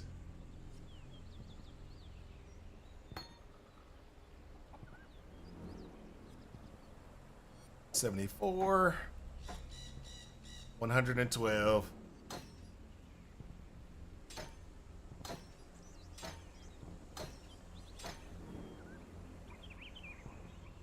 All right, so I believe my leveling configuration is actually pretty good for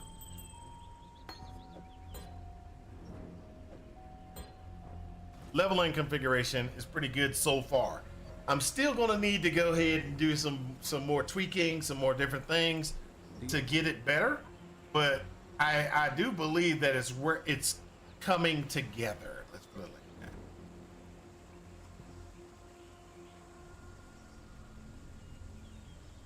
So we know we want to do Herald of Agony. Travel far. Make it fast.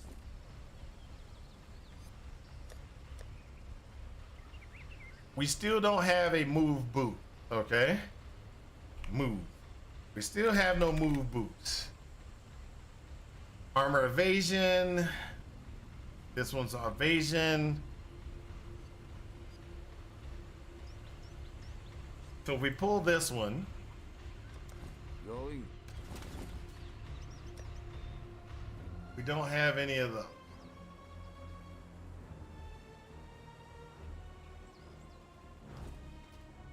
No transmutes, people. No transmutes.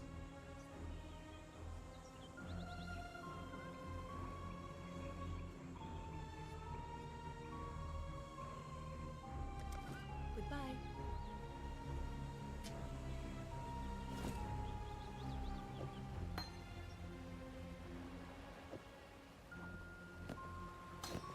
So what we're gonna have to do is get rid of that one because we're never using it anyway. Throw that in place.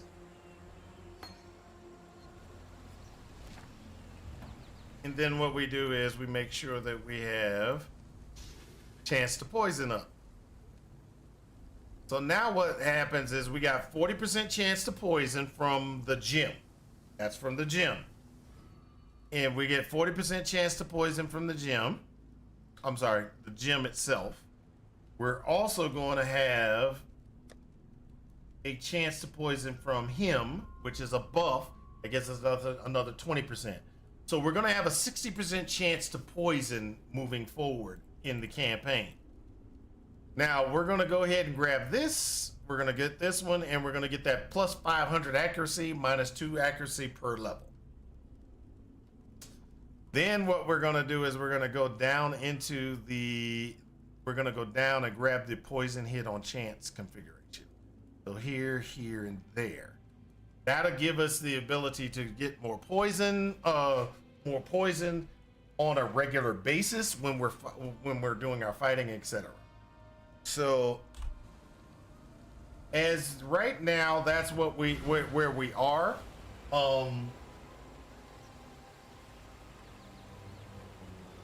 It is you know, the debate that we have constantly on Path of Exile 1 and PoE 2 or PoE Doodoo, which some people like to say, it still is going to go on for a while. We are hoping that they are going to fix these things. Because what happens is, if they don't fix them,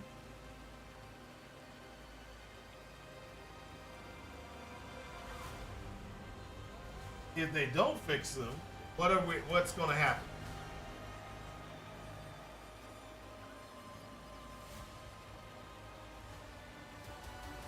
Okay. All right. So if they don't fix them, what's going to happen? That's our key problems, our key issues, and everything that with Path of Exile is it's Path of Exile is just in such a good state because of how they've been tweaking the powers, getting everything taken care of, making all these different things, and they realize that the powers, they get everybody to do things. Now, some of the powers are terrible. People hate them, but you could still use them to get through the campaign. That is where failure comes in on Path of Exile 2. You can't use the powers to get through the campaign. And we're gonna continue to, hype and pain and get on and send messages to Path of Exile to GGG, asking them to help us out. Help the individuals that don't want to run meta, that don't want to run this way. I understand they want the game to be challenging, etc. But by doing that, they're not paying attention to some of the other things that are there. And it's a balance thing. And I think, but do they have time for the balance? That's another thing. Do they have time to try to work those balances out? Because they're trying to get the game to a 1.0 state, so they can go ahead and they can get it out into our hands so that we can play. But if they continue down this path, a lot of us are looking at, well, it's in early access. It's in early access. It's okay. It's in early access. So we're gonna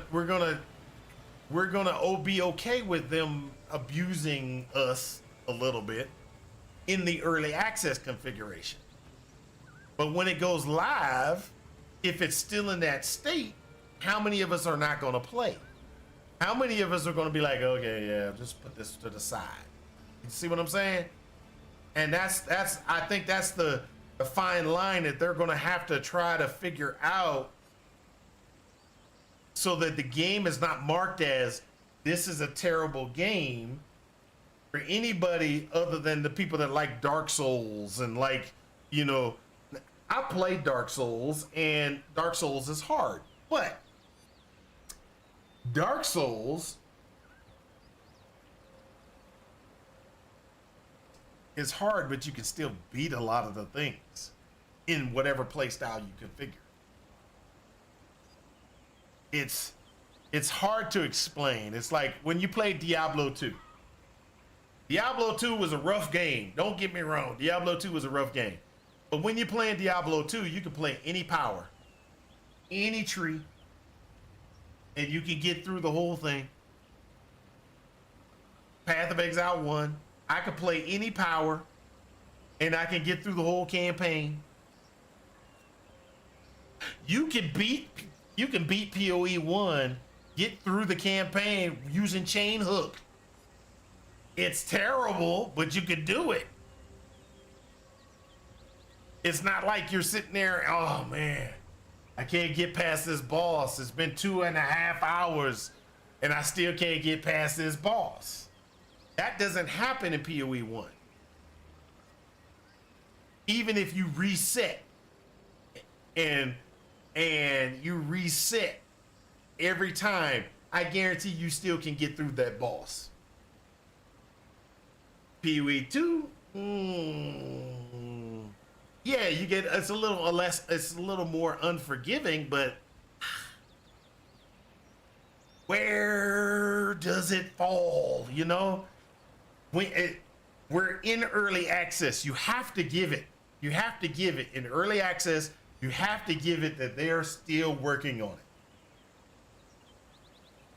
it. And you hear them talking about they want balance, and you hear them talk about they want the agency to be able to play whatever you want.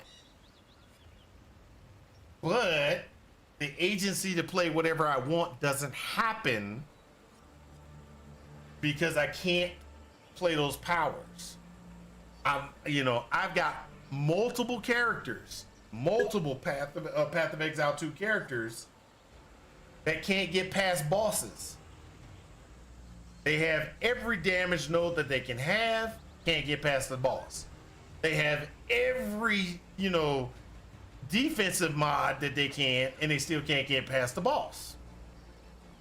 So if I can't get past the boss with max defense, so that when I get hit, I'm not getting damaged as much, or I go straight out glass cannon and I still can't get past the boss with the power that I want to use. How is that a good? It just doesn't work.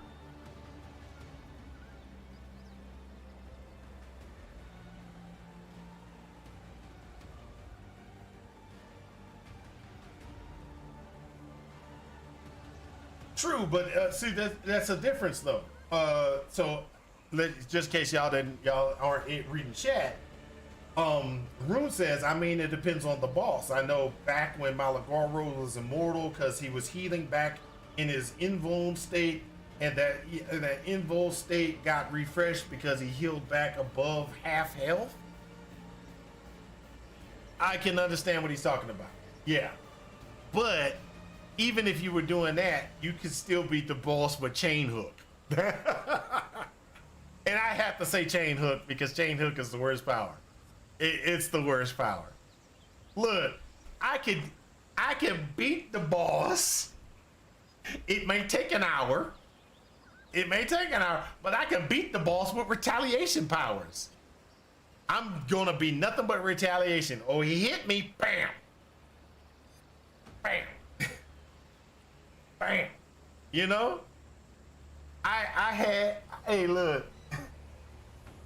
I had one that I was sitting there beating the boss, and I was using Vigilant Strike. I had nothing but endurance charges. I couldn't get killed. I would hold my button down and just kind of look at television, look back at the screen every blue often, and it's like he's not dead yet. He's not dead yet.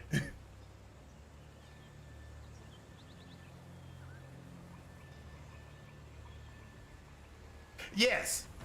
Oh, don't get me wrong, Rune. Hey, I'm not saying retaliation is a bad power. So when I was saying you could beat the boss with retaliation, and what I was saying was, think about what I'm talking about. What we're talking about. I can have a retaliation power, which means that the boss has to hit me. I can have nothing but defenses. The boss has to hit me so that he can take damage. And I could go through the campaign and win the campaign, beat Katava with retaliation. In PoE 2, I have to say that I'm getting through, I've got to a boss and I can't beat the boss. I switched to a different power. Well, guess what? That's not the power I wanted to use. I buy all different gems, respec my entire character to a different spec so that I can beat the boss.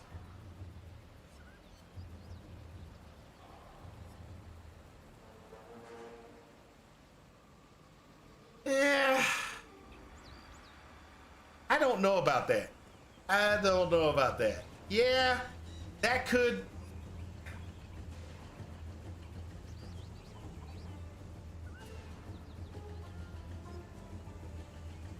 I can agree that could be a factor.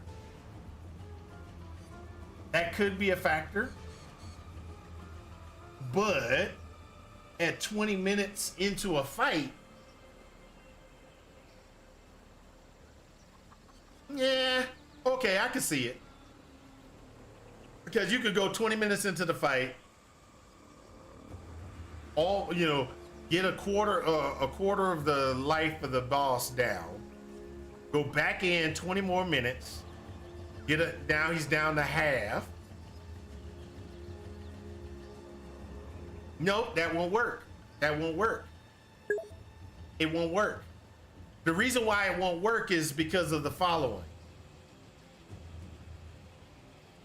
They have multi-stage bosses in PoE 2 that are totally different zones. So you can't go back out, come back in, get to the new zone. So it's going to have to restart the boss.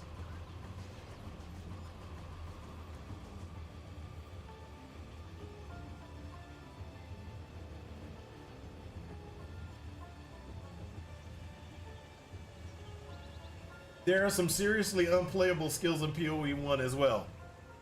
But as you say, with a good setup, they can kill bosses, but the reset is the main problem. That's the game mechanic failure then. Okay. Yep. Yep. That's a... Yeah, so I can see where you're talking about, what you mean. I do see what you mean, Rune. I don't get me wrong. I am seeing... I see what the Rock is cooking. I see what Rune is cooking. Rune is saying, if they just let us go back to the boss and it wasn't reset over and over again, we can eventually whittle the boss down, that we could continue through the campaign, and you still get the feel that you're progressing. Even if your power sucks and everything, you still get the feel that you're progressing and getting through. I feel you, Rune. I might have to go down that path. I might have to tell them game mechanic needs to change. But if they want to continue down the path of what they're doing, they're going to have to balance the powers better. So I don't mind that they go because they're okay. So they don't want to remake PoE 1. Let's just put it like that. They don't want to remake PoE 1. They want it to be a total distinctive, different game. And doing the boss gets reset, it is a distinctively different game. It feels different. The powers feel different. The satisfaction of beating things is different. And by doing what you're saying, change that game mechanic, it would be more like PoE 1 than a separate game. So I would still have to go down the path of they're going to have to do better balancing. They're going to have to do better balancing. I don't want them to change. I don't want them to change PoE 2 into PoE 1. I want them to fix PoE 2 so it's satisfying. So that it's satisfying. That's what I want. It's like 100 people versus a gorilla. It's going to take a while and a couple of deaths, but you're going to get through at the end of the day if you're willing and enduring. Gotcha. Okay. All right, guys. This is time for me to get on off here. I'm gonna go get myself some food, get some stuff taken care of and stuff like that. I hope you guys have enjoyed yourself. I'm enjoying myself. We're learning the Shadow, and this was a teach you how to play Shadow stream. And we're gonna continue to teach you how to play Shadow and talk about the Shadow capabilities and the things like that. Before we go, let's go ahead and let's break down what we did. We're running a Shadow build that is going to be basically, and we're trying to do poison, which we already know that when I talked about poison only gains damage off of chaos and physical. So you got to make sure you got good chaos damage, good physical damage to be able to get good poison damage. What we did was we chose to go down the path this way, going down, grabbing every chaos and physical node increase we can. We got some attack speed increase. Then what we chose to go the damage over time route so that we have better damage over time multiplier against poison, so poison does better. We grab the Fangs of Viper node so that we have an increased movement speed. We also got an increased physical damage and chaos damage. We then ran up, grabbed the life node where we get more life, more energy shield for every enemy we killed. We ran across getting all the health that we can, and we picked up the one node that gives us 2% recovery of life on kill. So we're gonna get 2% recovery every time we kill a guy. Then we started to run up the route that where we're getting better critical strike chance and global accuracy. And we're gonna run that up until we can get right here where we get a plus 100 accuracy, better critical, better global. Then the next one we're gonna grab is the plus 500. At that point, then we're gonna start trying to get ourselves better damage over time, better poison capabilities, etc., etc. And we'll show you how to do that on the next run, on the next instance of the next instance that we're going through. So I hope this has helped you on with everything. And I think everything's going pretty good. We're doing pretty nicely and everything. I hope this has helped you in your quest for ultimate power. Talk to y'all later. Peace out. Yeah, I know. I need to finish getting a good end video type thing, because guess what? This one doesn't really match up with the start and everything. That we're working on it. We're working on it. Talk to you guys later. Peace out. I hope this helps you in your quest.